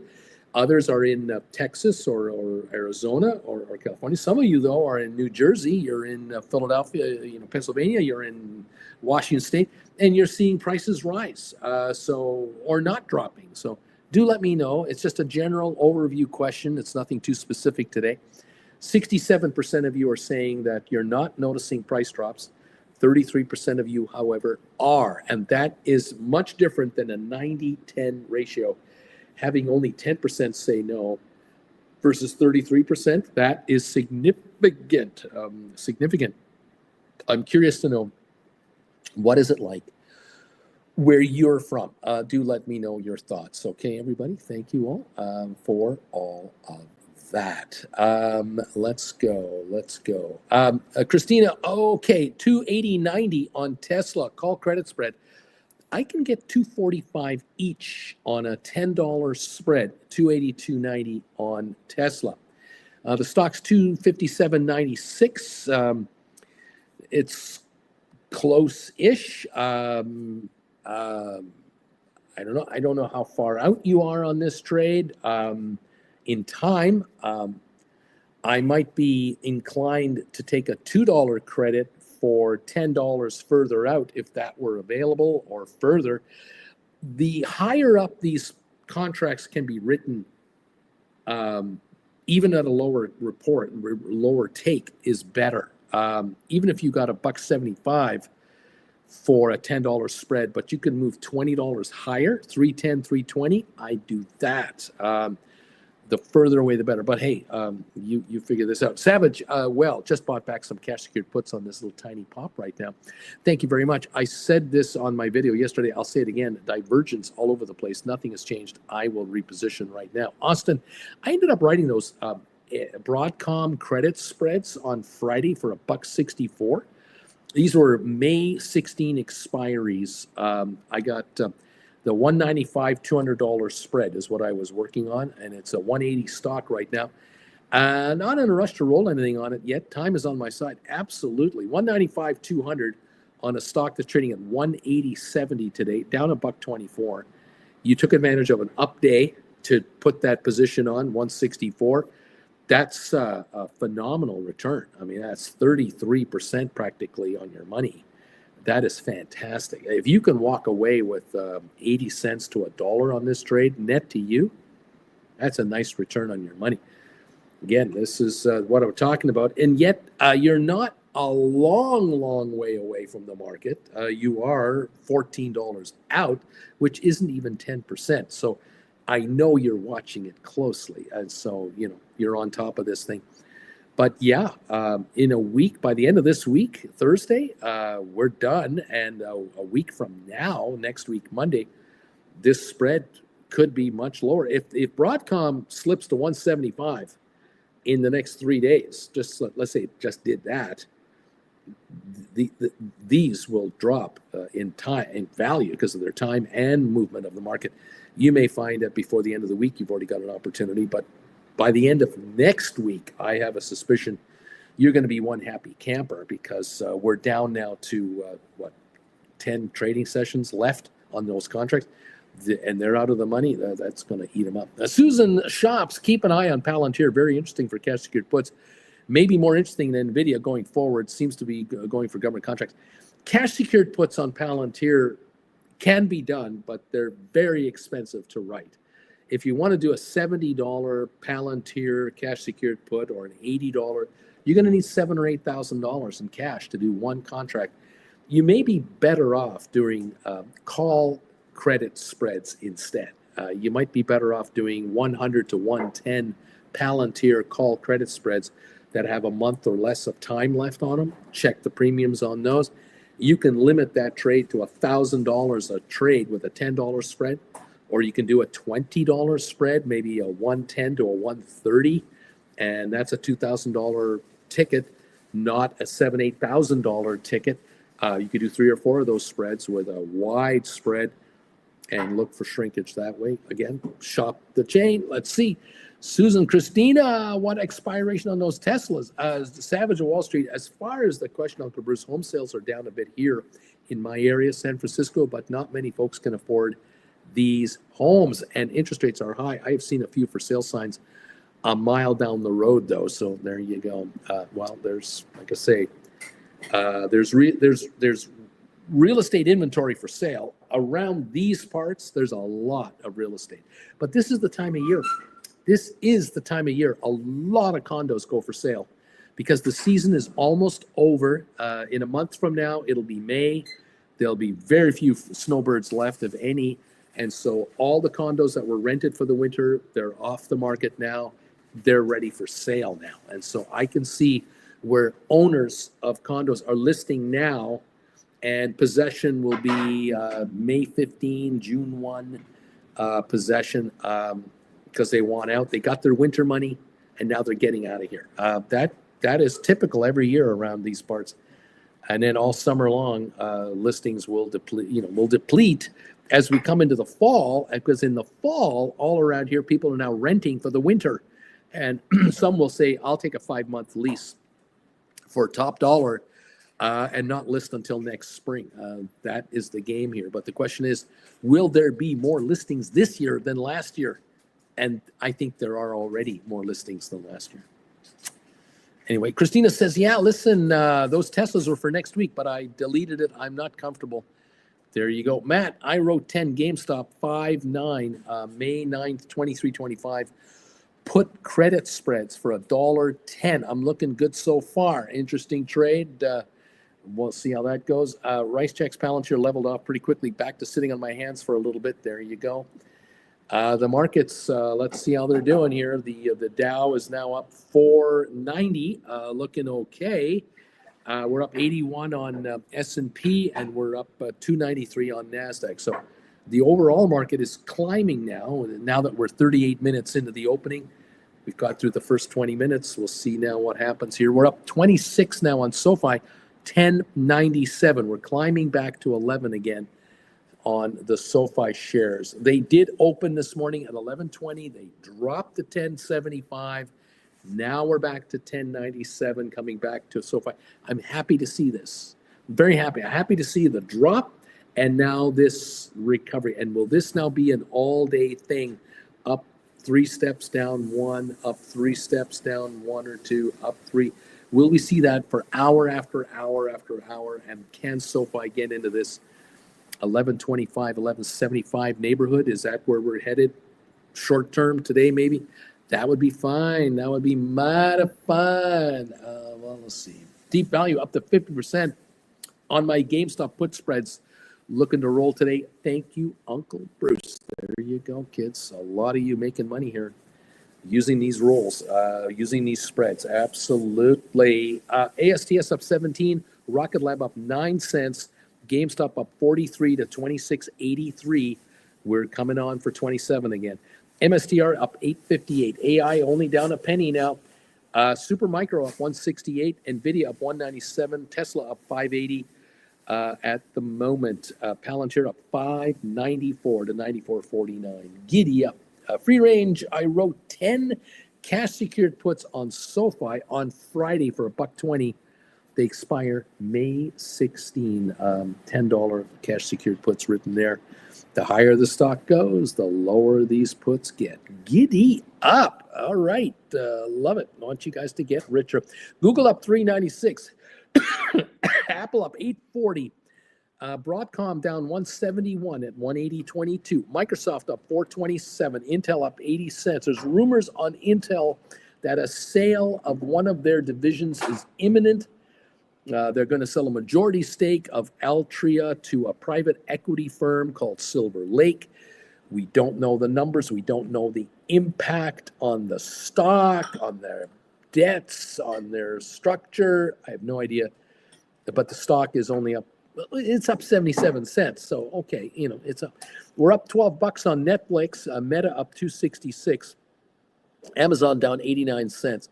Adobe up 376. Uber's up 60 now at 72.88. So there's a couple of quotes for you right now. 392 gain on the Dow at the moment. As we are jumping around here, one quote says we're up 440. Another one says we're up 406. Another one says we're up 392. You figure it out. S&P up 72. NASDAQ looks like we're ahead 250 at the moment. Okay. MicroStrategy stock is rising. They said that they've expanded their Bitcoin holdings by $286 million. They bought another batch of Bitcoin. They must have bought it in the 70,000 range, something 75,000, 74, 76, and it's 80 something thousand. So they're ahead on this latest batch because we're at 84,500 on Bitcoin. They must be into they're averaging their cost or higher, I suppose, overall, but they might be up 1,000, 2, 4, or 5,000 a coin from this $86 million purchase. I'm just trying to make sense of it. You guys let me know what you think on it. I don't know what GameStop's position is. No one does. So I can't answer anything on GameStop right now. All righty. But GameStop stock, 26.76, up 35 cents. Definitely improving. All right. Heidi ho, everybody. Splair's in the house. Hey, Splair, welcome to the show from Dortmund. Welcome this morning. 384 gain on the Dow. S&P now. SoFi up to 1092. Up 20. ASTS up 17. Rocket Lab down 4 cents. GameStop up 35. MSTR up 50. Susan, I'm in northern Florida. Prices are coming down, but not too bad. South Florida having problems. Folks can't afford home condo insurance, and neither can the buyers. With retirement funds losing value, seniors are worried down there. I believe it. I absolutely believe it. Florida could be one of those hard-hit states with a backing off of Social Security issues. Pension payouts drop. 401ks are falling. IRAs have been falling. Yeah, retirement communities are front and center. Canadians are getting out. Americans are under pressure.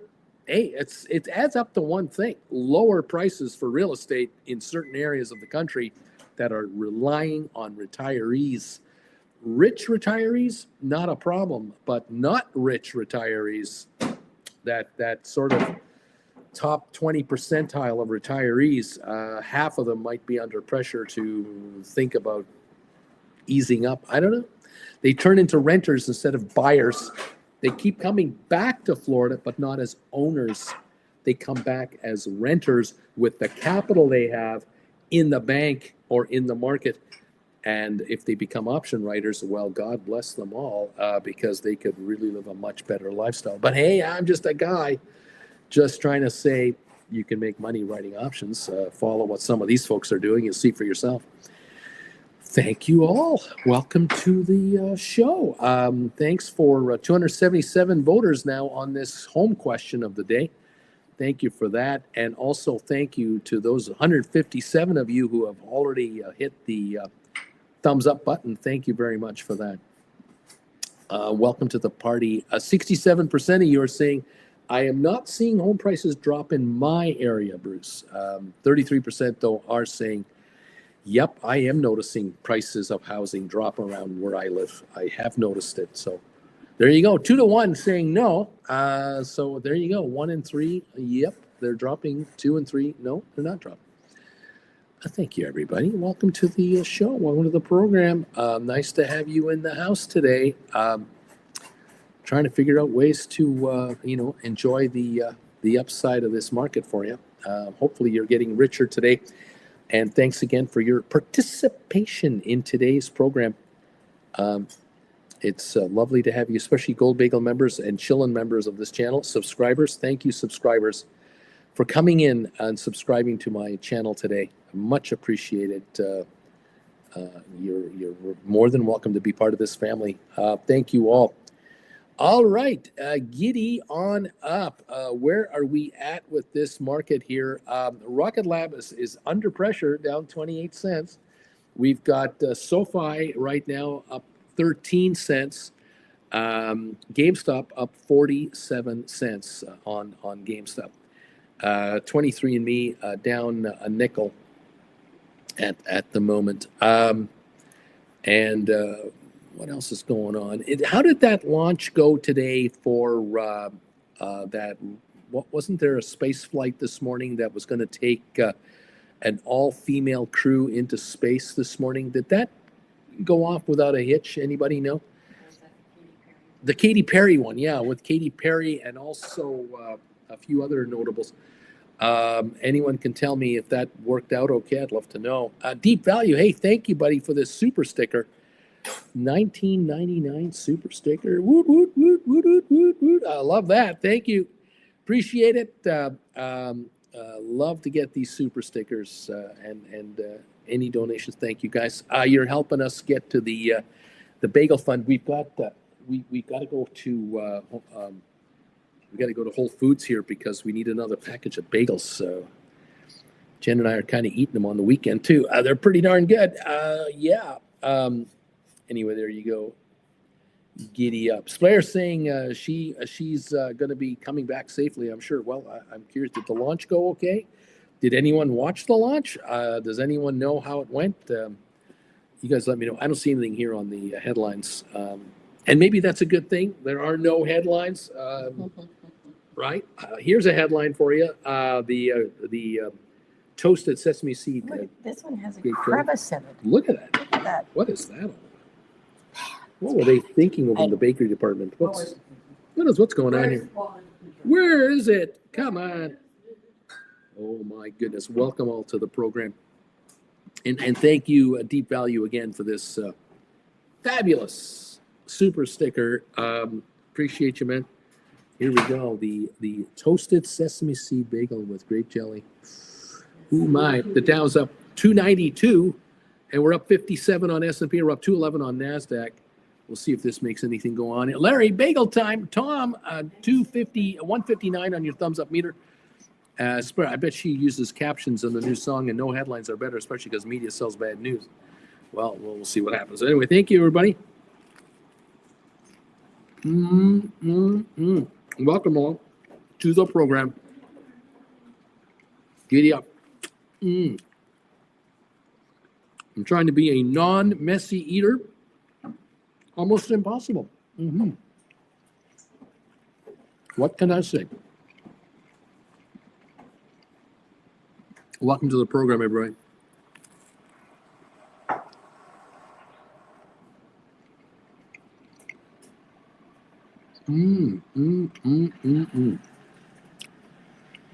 Fantastic. GameStop is closing in on 27 again. 26.96. Okay. Apple's up 690. Tesla's up 430.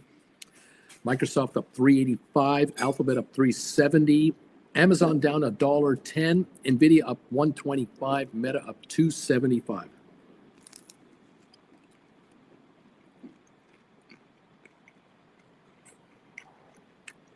Palantir 93.80, 93.93, up 538.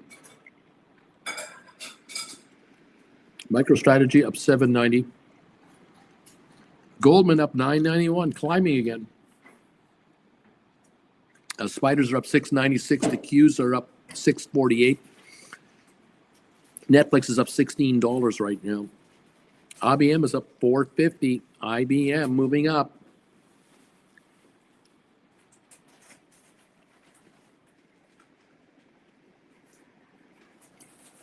More green, much more green here on the market. 940 on Ruckalab, down 23. SoFi's 1090, climbing a little more. And GameStop, $27 on your GameStop. We're back to 27 bucks.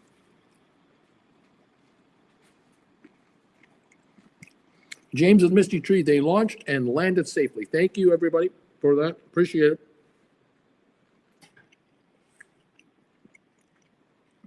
And they are short flights. They just go up into low orbit and they come back down. I don't think they even orbit the Earth. I think they just shoot them up and then return to the same place, don't they? Or in the region, I don't know. More like test flights than anything else, but hey, what an experience. What an experience.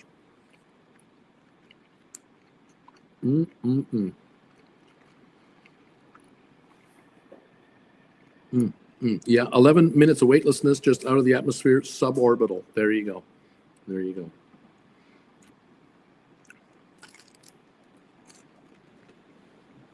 go.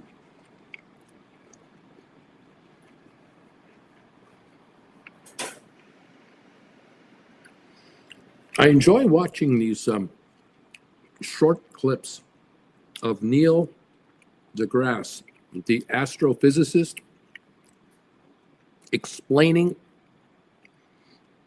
space, the whole thing about space. I love it when he talks about how weightlessness actually happens, where these rockets get launched up. He says, you'll notice that within 10 seconds of launch, they're already going at an angle. They're not going straight up at all. They're actually going on an angle because they're trying to reach 17,000 miles an hour to equal the speed required to stay at the same elevation around the Earth. That's an orbital thing. He said, but when you're in orbit around the Earth at that speed, you're falling to the Earth, but the Earth is falling away from you because the Earth is round. just so you know. And so because the Earth is round and you are falling to Earth at the same speed that you need to maintain the elevation, you're in free fall. You're always weightless. You're weightless there, even though you're falling back to Earth, but Earth is falling away from you. Fascinating how these guys calculate this stuff out. I love it.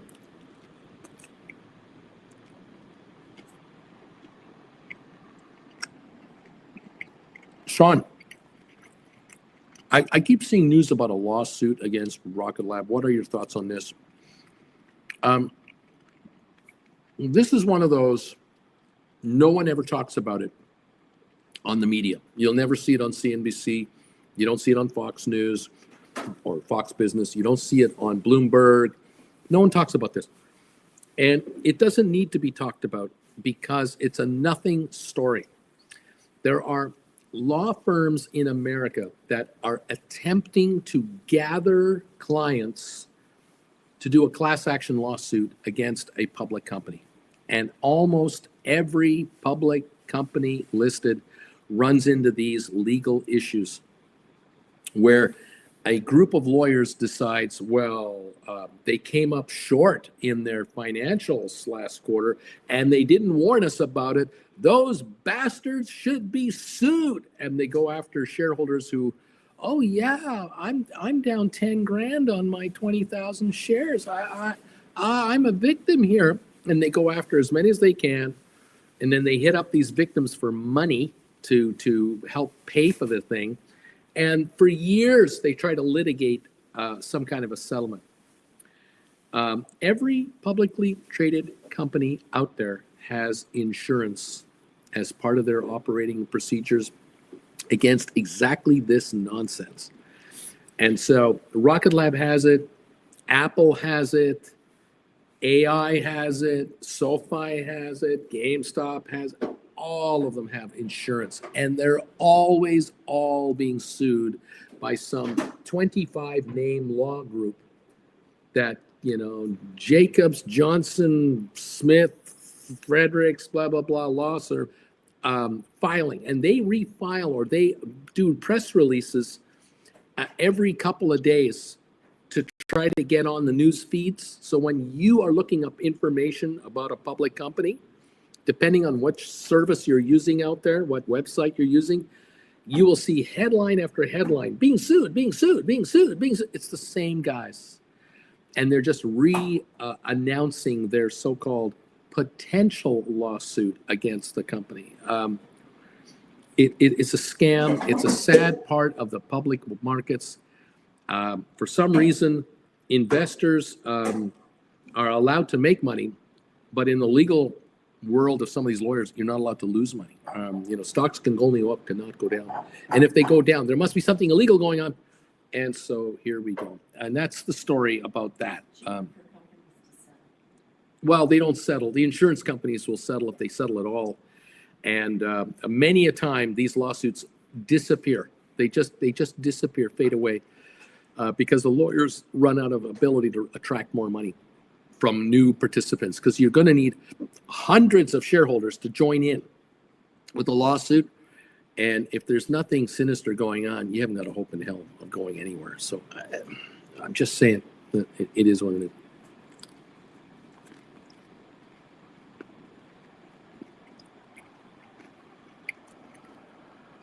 Just my opinion. That's all I'm saying.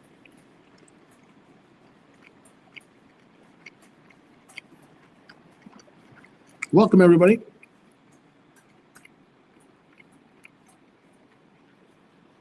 We got 162 thumbs up, so we need 38 more to make the magic number of 200.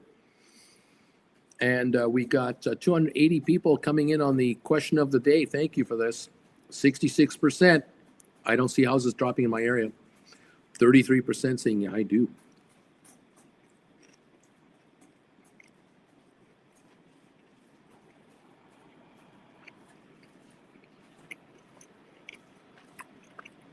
I'm getting Google Chrome ads on my page. Getting very interesting advertisers showing up on my homepage. I know some of you have Prime, Premium, YouTube Premium. You don't get ads. I appreciate you for that. Some of you do get ads. I'm curious to know who's advertising to you.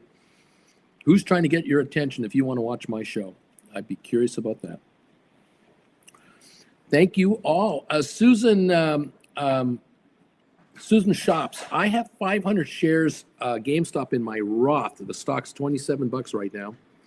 Would you write May 16 covered calls with a $27 strike for $2.90? I'd be out on a dip next week or two. What do you think? Wow.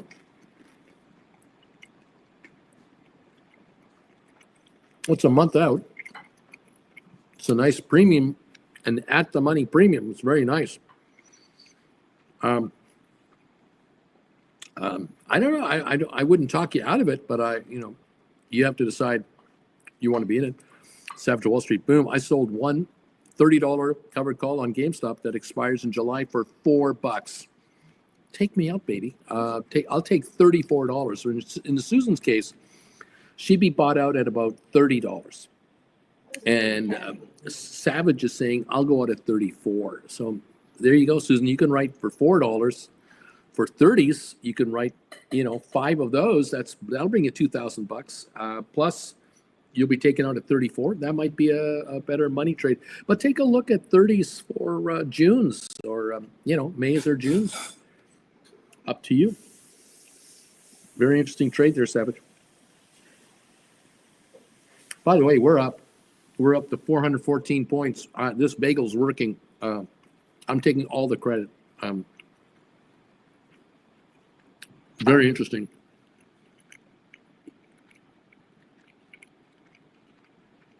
Heard this morning something else interesting. The number of applications for students going to university from other countries, international applications into U.S. universities, where these folks pay top dollar to get in, they're off 50%. And I'm not talking about students that want to come into America and want to demonstrate against the administration. I'm talking about people coming in to get their accounting degrees, to get their IT degrees, to get their masters in whatever degree. These are high income generating people forever and ever and ever. 99% of the people coming in the United States have no political agenda. They don't give a crap about politics. They're trying to get an education. They're in their early 20s. They want to go home and get a good paying gig. Some of them might be convinced, why don't you stay here in America? You can get a green card. Anyway, we're down 50% in the last month. This has been a sudden and instantaneous drop. This is going to cost communities with universities big dollars, massive losses of income flow, cash flow, property values, rental properties, used car sales, you name it, restaurants, bars, going to suffer dramatically because some of these folks are not poor international students, coming in to hope to get by. No, these are well-to-do family-backed students with doleros. They're not coming in. They're going to Switzerland. They're going to England. They're coming to Canada. They're going to Germany. They're going to France. They're going to Italy. They're not coming to the U.S. They do not feel very welcome right now. Can you blame them with the headlines you're getting, I'm getting? I mean, you got to be kidding me. Would I want to send my 20-year-old daughter to a U.S. university with the kind of atmosphere in the air, and I want her to go through Homeland Security check-in at the airport to try to get into the U.S. for the next 4 years? I don't know. No. Well, let's go to Germany instead. Why don't you go to Amsterdam? You'll love Amsterdam. As a 20-year-old female, you're gonna like Amsterdam.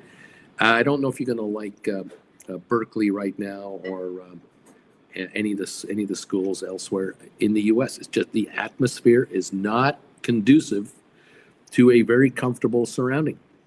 Yeah, there you go. Okay, just saying, maybe a gap year. Maybe it's a gap year. People say, oh, I'm thinking of Harvard or Princeton or whatever, but maybe a gap year first. And then I might think about maybe travel a year. I don't know. I'm just a guy trying to figure out what's going on. Lorraine, I'm number 112, Uncle Bruce. Susan Shop Savage, that's a pretty darn good on his trades level. Fun to watch him. I like watching him. There you go, Susan. You might want to do his trade. You might not. You might just want to keep your trade the way it is. Do this May contract. Take the money. Mm-hmm.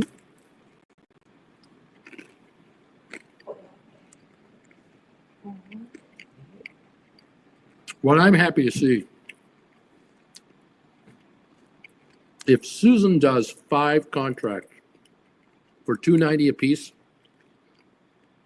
she's bringing in $1,450. And Savage, he's doing just 1 contract for $400.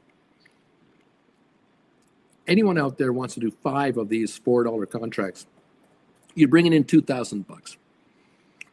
You know, that's 10 of my lessons at regular price. I've only got 18 of them on sale now, $2,000.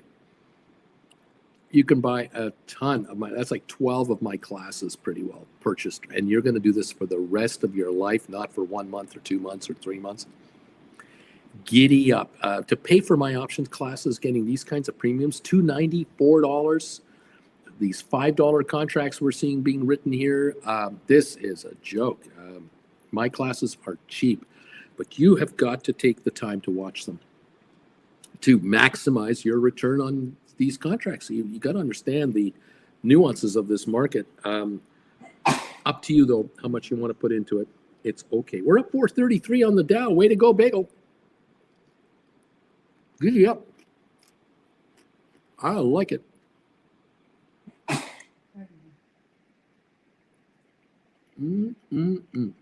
Is Soap waiting on today?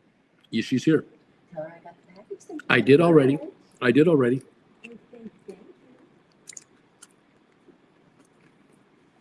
Got it on Saturday. For Jen, it was like Christmas come early. Flint Creek Soap Company soap arrived on Saturday morning. Jen was one happy camper. I expected it today. Ooh, it came in early. Look at it. It came in on time. Jen was excited.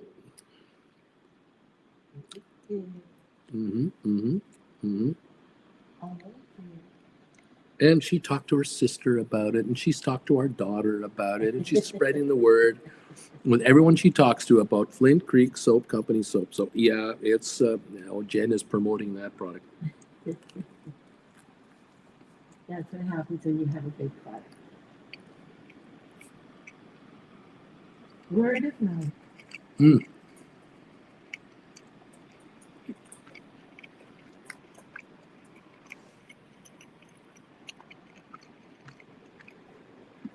Savage of Wall Street.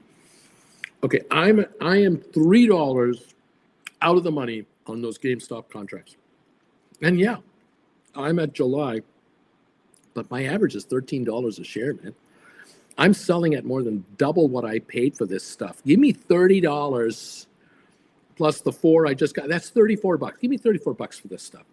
So I'm okay with that. I also have covered calls expiring in May, June, August, October, and January 26th. I write on pops. Always be writing. I'm always writing. AWB.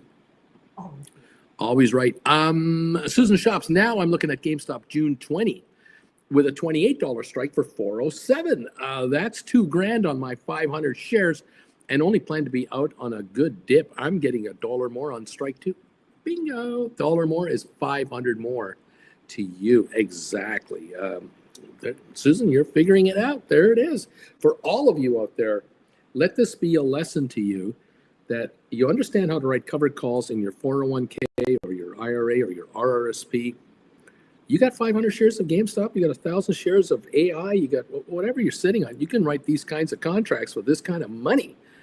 5 contracts bringing in $2,000 for now till May or June. What? What's wrong with that picture?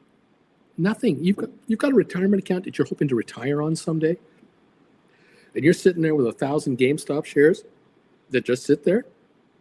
Why not bring in $4 a contract and bring in $4,000 cash? Do what you want with that money. Buy more GameStop if you want, write those contracts, or buy what, $4,000 will get you almost 400 more SoFi right now at $10.90 a share. What's wrong with this picture? You're growing your account, growing your assets. Giddy up. Flint Creek, you guys are simply the best. There you go.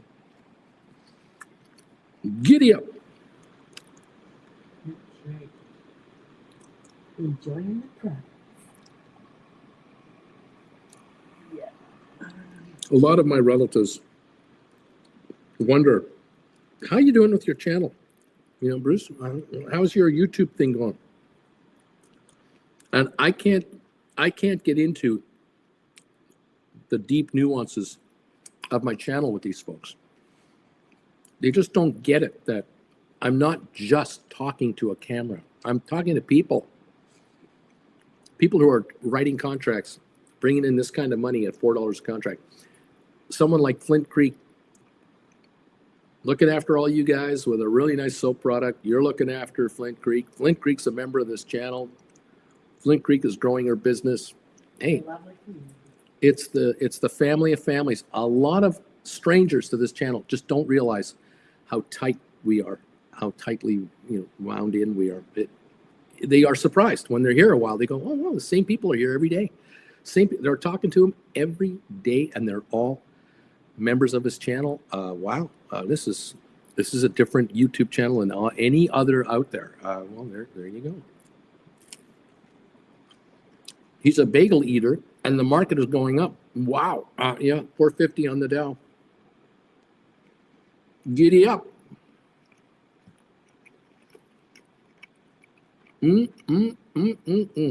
Go, baby, go.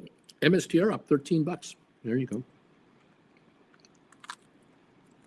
GameStop, $27.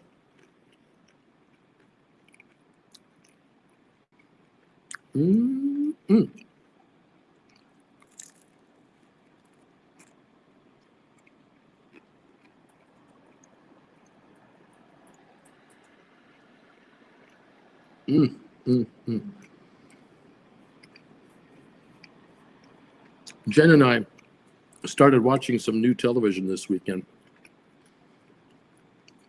No NFL football, no curling. Well, the Players' Championship, but it's on a channel I can't get. So we were watching this new John Hamm show on Apple Television. Friends and Neighbors is what it's called. Hilarious. And then we started watching another show called Studio with Seth Rogen. Funny. With Catherine O'Hara. Oh my God, is that funny? And here's the curious part about Friends and Neighbors. Okay, Friends and Neighbors. I watch it on Canadian feed, and so they spell neighbors the way we do. But when I see it advertised just around here and on my computer, it's no U. They spell the American way. The American spelling. Yeah. Little things. I didn't go into that. Things that Canadians notice. Americans don't give a crap. But Canadians notice it. Yeah. And it messes me up with Wordle sometimes because I don't think that's how it's spelled. Wordle. Because I speak and write the King's English. She's a wordy. So I like guitar solos and key changes on songs. She likes the words. So there you go. Something for everybody. Comedy tonight. Stephen Butler, bagel, Bruce. I'm done the bagel, and we're up 457 on the Dow. We climbed while I ate the bagel. Bagel. JJ, Uncle Bruce, lately I've noticed more covered call writing focused YouTubers. They're late to the party. You are the original gangster. You're the OG. Flint, true story. I was one of the businesses early on in Bruce's stock show. I paid him $25 for a shout out.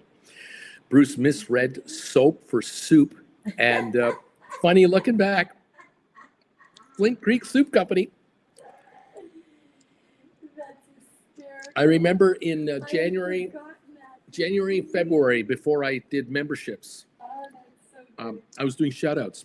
So people would pay $25 for me to give them a shout out. Because people were offering to do shout outs. I had 100,000 viewers live. I had 200,000 viewers. So me to hand out a $25 shout out, it was a joke. I mean, that was cheap. So people were PayPaling me $25, and I was getting, 3 a minute. Like, it was just ridiculous. So, 200,000 people at one point watching me live. Well, I hope you fixed it. Oh, yeah, we So fixed it. was so- Like Tom says, no soup for you. No, it's soap for you. No soap for you. That's how she was answering the phone after a while. No, No, no soup. no. We got it figured out. I do remember there was probably 1 week. I bet you I did 100 shout-outs in 1 week. Easily. I would have brought in $2,500 in shout-out money. But then when you're running in front of 150,000 people at a time, the advertising from YouTube was, 1,000 a day or something like that. It was pretty darn good. So me generating a couple of $100 a day on top of that for shout-outs, because I didn't have memberships. I didn't have any of that. I had people sending donations and stuff. But it was kind of fun. But that was hectic too, because I was just, fielding all kinds of questions about what's going on, and then I was getting questions like, what's a market buy order? What's a limit order? What does it mean, good till canceled? We were talking the basics at that time when I was going live. In the height of COVID, everybody was locked up. 150,000 viewers, of which 100,000 didn't know the stock market. 50,000 kind of did and were listening to me talking about, I know this stuff. I know this stuff. Just talk about GameStop. Don't. And so it was. We were trying to figure out where we were going. Where was I headed? I was trying to figure out what the channel was going to do. And then, of course, the trolls showed up, of course, and we had all kinds of activity going on. And then in March of that year, March 16th, memberships came in, and I didn't do shout outs anymore. I only did members now. And that was just chilling with Uncle Bruce level, $10 a month. That was the first level back in March of 2021. And then the classes started coming out in May and June and July and August. I was starting to bang off option writing classes because the demand for information was huge from people wanting to know, how do I earn options? So how can I make money on GameStop just holding it? This is great. I'd love to know this. And so we got into that. And then by the end of that year, by the end of 21, I created the gold level membership, and then brought out the Gold Bagel pre-alert show and the Wednesday night show, and added benefits for Gold Bagel members. And that eventually took over. People shifted out of the Chillin' member, it became Gold Bagel. And as the channel settled down, and now you notice there are 200 people here, not 20,000 or 200,000. The real core of this channel is here. I've become a super specialty channel. And the 200,000 that used to watch here at the time, I don't know where they are. They're back to work. I don't know whatever happened to them. I have no idea. But here we are, survivors. And I've got a channel, a full channel of option writers. And you guys are making money in this market, and not too many other people are. Well done. No soap for you, says Flint Creek. There you go, Alex. Hey, that reminds me, we watched the Seinfeld finale yesterday for the first time. So funny to see the Soup Nazi turn up again. There's a tremendous set of videos you can watch about the Soup Nazi where he is interviewed 5 years after the end of the series, 10 years after. He's interviewed about his whole experience of becoming the Soup Nazi and how it completely changed his life. He's a charming guy. You really want to watch these videos on YouTube about the Soup Nazi. He's been interviewed a number of times, and he tells a great story about how he got the role, how he got the part, how he did the first show, and then how they called him back. And then he talks about how much money he makes. And how people recognize him. Oh, wherever he goes, It's but he changed finds his out life. he talks about how much money he gets when the reruns are on, and it's great to watch this. It's really entertaining. Susan, okay, I got the 5 GameStop calls written June 28th, covered calls, June 28th expiry for 407. So that's a $2,000 in my account. That's nice. And now off to do some for my husband's Roth. 2 months should be good to buy back in the dip between now and then, to buy back and pocket change. I need to grow the Roth. There we go. Now now you're talking. Now you're working now. There it is. Flint Creek. Any last of U.S. fans, of us fans, of you? I don't know what that. Last of Us. Any Last of Us is us? a show. Hmm? Last of Us is a show. Oh, You should know that. I should. It's filmed right outside of Calgary. Last of Us. Yes. I've never heard of it. It's got Nick Offerman in it. Oh. We could watch it. Oh, well, there you go. Yeah, it's filmed out in our mountains and prairies. I have no idea. No idea. GameStop 2706. Susan, geez, a contract already at 420. Write him up there. Take the money, Susan. Grab more money. Flint, that's how long I have been here. Last of Us. It paid off in minutes. That $25 shout out that I put out to you, I got my money back in minutes. Well, that was the point. I had a lot of people who I gave shout outs to. Restaurants in New York and other online sellers of merchandise, and they all made money. I'm certain they all got their $25 worth. Yeah. Some people just wanted to do a birthday wish, so they used me to do that. It was great. Matt, I wish I had found Uncle's back then. I was still gambling options like a dummy. Alex, I'll look out for it. Thanks. Next, there you go. Tom, yes, Kazim, Ev Kazem. I have this bobblehead here. Yev Kazem, the name of the soup Nazi. Yes, yes. I loved in the Soup Nazi episode, the only person that got along with him was Kramer. Kramer could stand in the restaurant and eat the soup by the cash register and talk to him. And it was just a great show. Dude, Uncle Bruce, in 4 months, I've brought in $7,000 on my MSTR 100 shares. Meanwhile, the underlying has been up and down all over the damn place. I finally have been mostly above my $290 cost average this past week. Covered calls work, man. They work. Dude, I am pleased to hear it. Flint Creek Soap Company. Next. Next. No, this is- No soup for you. Cindy, yes, I watched Last of Us last night, says Cindy. There you go. Joe Oliver. Soup Nazi had a cameo in Scrubs. At first, he's supposed to be a normal guy until JD tricks him into saying, "No soup for you." Classic. Bobby, the the HBO show, The Last of Us, is an awesome video game story. Splair, I know the game, but I don't play The Last of Us. The finals, Kingdom Come, Elder Scrolls, Fallout, and Rockstar games are mine totally and strategically. Civilization or Total War, for example. I have no idea what you guys are talking about. Yeah. Flint Creek, I haven't watched new season show yet. Maybe tonight. Pedro is just the bee's knees. Yes, such a cat. Yes, he is. I have no idea what you're talking about. But I can't remember his name. Jen is in heaven over here. Cindy B, you sent us a postcard for a PayPal donation also. That was so cool. I did about, I don't know, I think I did about 30 or 40 of them for $10 each or something like that. I think I made $2 a postcard or something like that. It was great. Splair, just in case on PS5, I'm Kickboy, KCBOBY, Kickmoby. Don't know what that means. A Savage of Wall Street, boom! Sold 2 Unity $19 cash secured puts expiring June.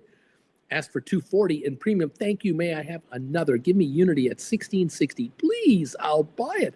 Savage of Wall Street. My wife and I watched The Last of Us. Great show. Good cast. O'Hara is in that show with Pedro Pascal too. Pedro Pascal. Jen is in heaven now. You're talking to. He's one of those guys that makes your knees sweat. Oh, okay. Yeah. I don't know about any guys that make my knees sweat. Really? In the sauna, my No, you're knees looking. sweat because it's hot. But I don't know about that. As Blair, the Fallout show seems to be a great TV show. Probably The Last of Us will as well. Greatly loved, done, greatly done. I don't know. Just a guy. Dude, Uncle Bruce, that show has scary zombies in it. Be careful. You'll be hiding behind the couch in no time.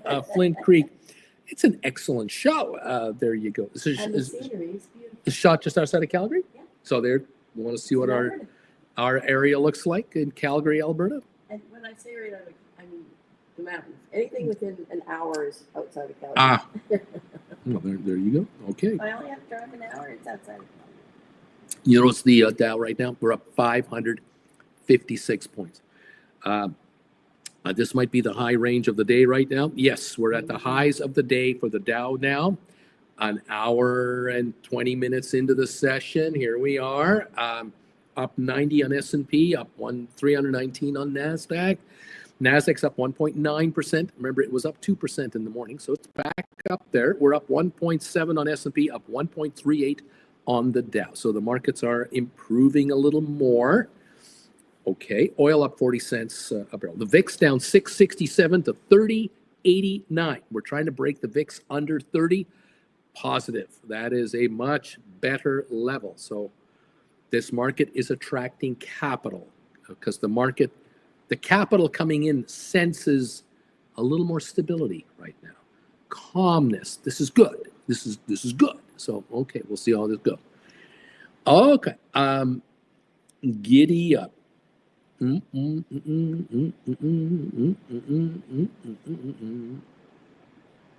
Savage Wall Street, I remember watching Games of Thrones back in the day.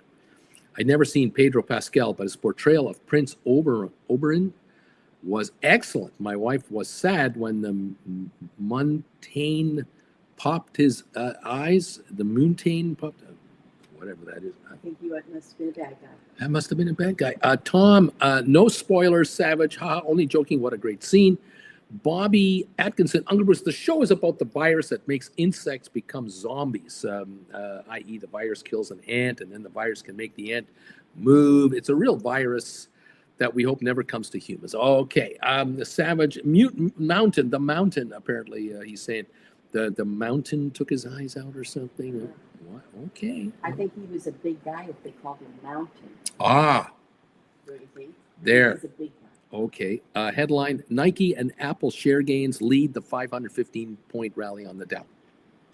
No kidding. I would believe that. Looking at the list of stocks that are favorites of ours, taking a look right now at the pricing here. Rocket Lab is still down 11 cents, which is extremely frustrating. 1952. SoFi is up 24 to 10.95. GameStop is up 61 to 27.01. We've got Apple is now up 7.31. Tesla's up 4.50. Microsoft up 5.18. Google up 4.48. Amazon up 71 cents. That's gone green again. Nvidia up 1.58. Meta up 92 cents. Super Microcomputer up 128. ASTS up 22 cents. AI down 2. Palantir up 7.31, having a good day. MicroStrategy up 12.68. Unity down 12 cents. Goldman is up 13.21. That's climbing again. Cisco up 64. Spiders are up 9.19. The Qs are up 8.33. Netflix is up a nice 28.76. Pfizer up 25 cents. ARC Innovations up $1.08. IBM up 5.76. A solid 2.5% gain today. Uber up 87 cents. HBQ up 86. Home Depot up 3.58. Vanik up 3.18. Adobe up 5.05. And Enphase up 2.36. Thank you all. Nice to see these markets improving as they are.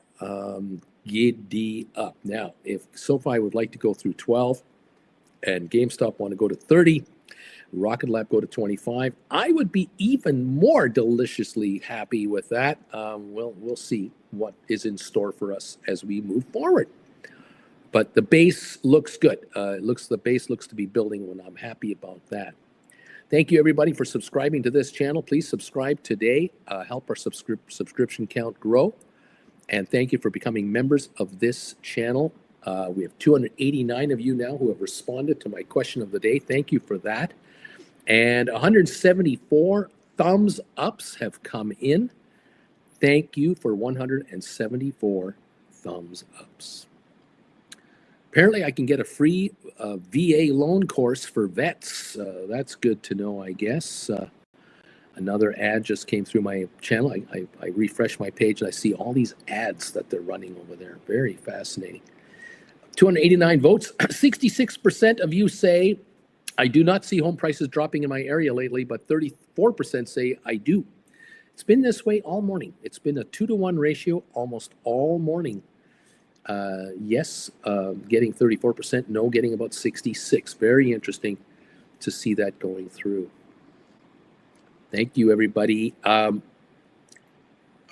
says that the zombies have fungi growing all over them. Tom, would we be better doing call credit spreads on the indices rather than specific stocks? It's your call. It's something for you. It depends on how active you want to be, how many you want to carry, how much capital you want to put in. Liquidity factors might push you one direction. You may find, though, that certain stocks afford you the opportunity to write, say, call credit spreads, where you can bring in a ridiculous amount of money on a way out of the money contract that has very little life left to it, and no index option gives you that kind of return. So that might steer you in direction. You might be a fan or a really close follower of a certain company, maybe a Magnificent Seven like Apple or Tesla, and you're really into the zone and you're comfortable being there. There is no simple answer to this question, honestly. Flint Creek, first season of Narcos, is Pedro Pascal heaven? That's where I discovered him. Splair, just in case, I wish you all a relaxed start to the new week. Vilbus, my friend in the lighting business tells me this morning that a $900,000 shipment just arrived from China, and it got hit with a $1.3 million tariff. They are probably sending it back to China. They won't accept it, and they won't pay the tariff. Isn't that something? Yeah. Well, there's the downfall of America, because the tax is not paid by the Chinese. It's paid by the American buyer of this good, which is this lighting business. They can't afford that kind of a hit. $400,000, $1.3 million tariff. My God.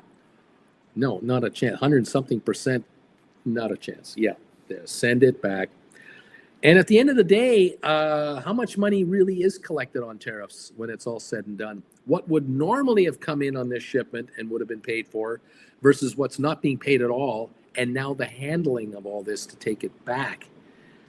Even the government is losing money on this deal because they got to handle this merchandise, store it, re-release it, paperwork it out. It's going to cost them money. And so where's the upside here for America? I don't know.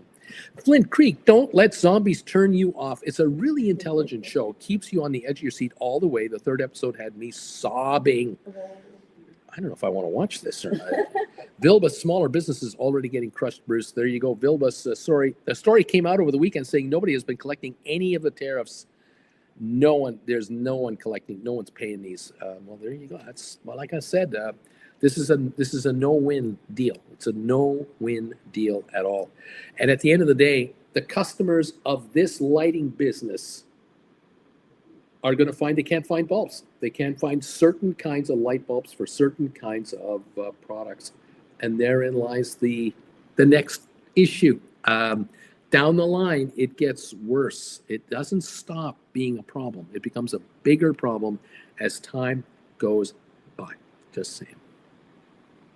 I'm just a guy trying to figure out what's going on in this world and try to give you the best I can with plain English explanation of what is going on. Thank you all so very much for being here today. Very much appreciate your participation today. It is Monday. We'll see how the rest of the day plays itself out. We'll be on again tomorrow morning, of course.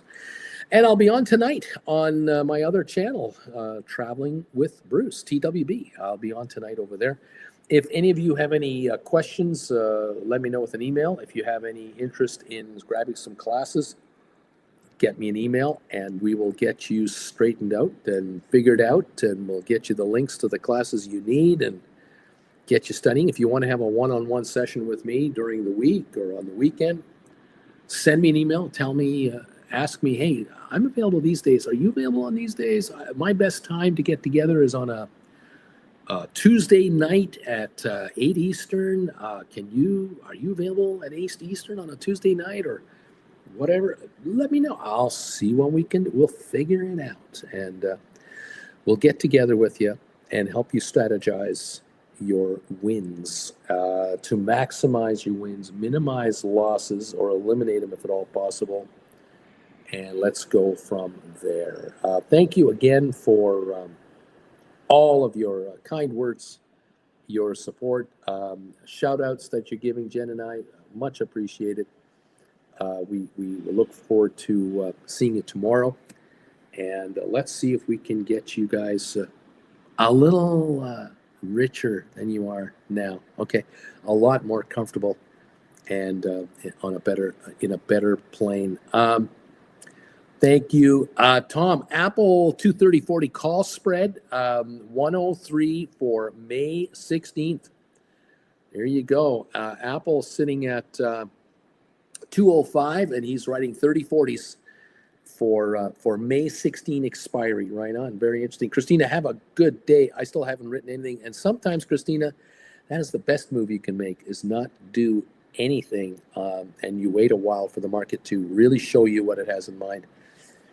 That's sometimes the best strategy here. Savage Wall Street. On the flip side, there's a flood of videos from manufacturers in China telling the public to forget the middleman, order direct from the manufacturers for 95% less, $8,000 purses for $50, laughing out loud. Yeah, there you go. Items made with the same fabrics as the original items, same factories and some talent making these items, but cheaper. Who's winning? I don't know. J-Boy, I'm late today, number 177.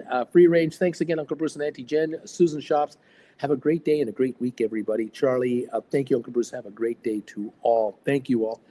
Jen and I are going to say our goodbyes here in now 3, 2, 1.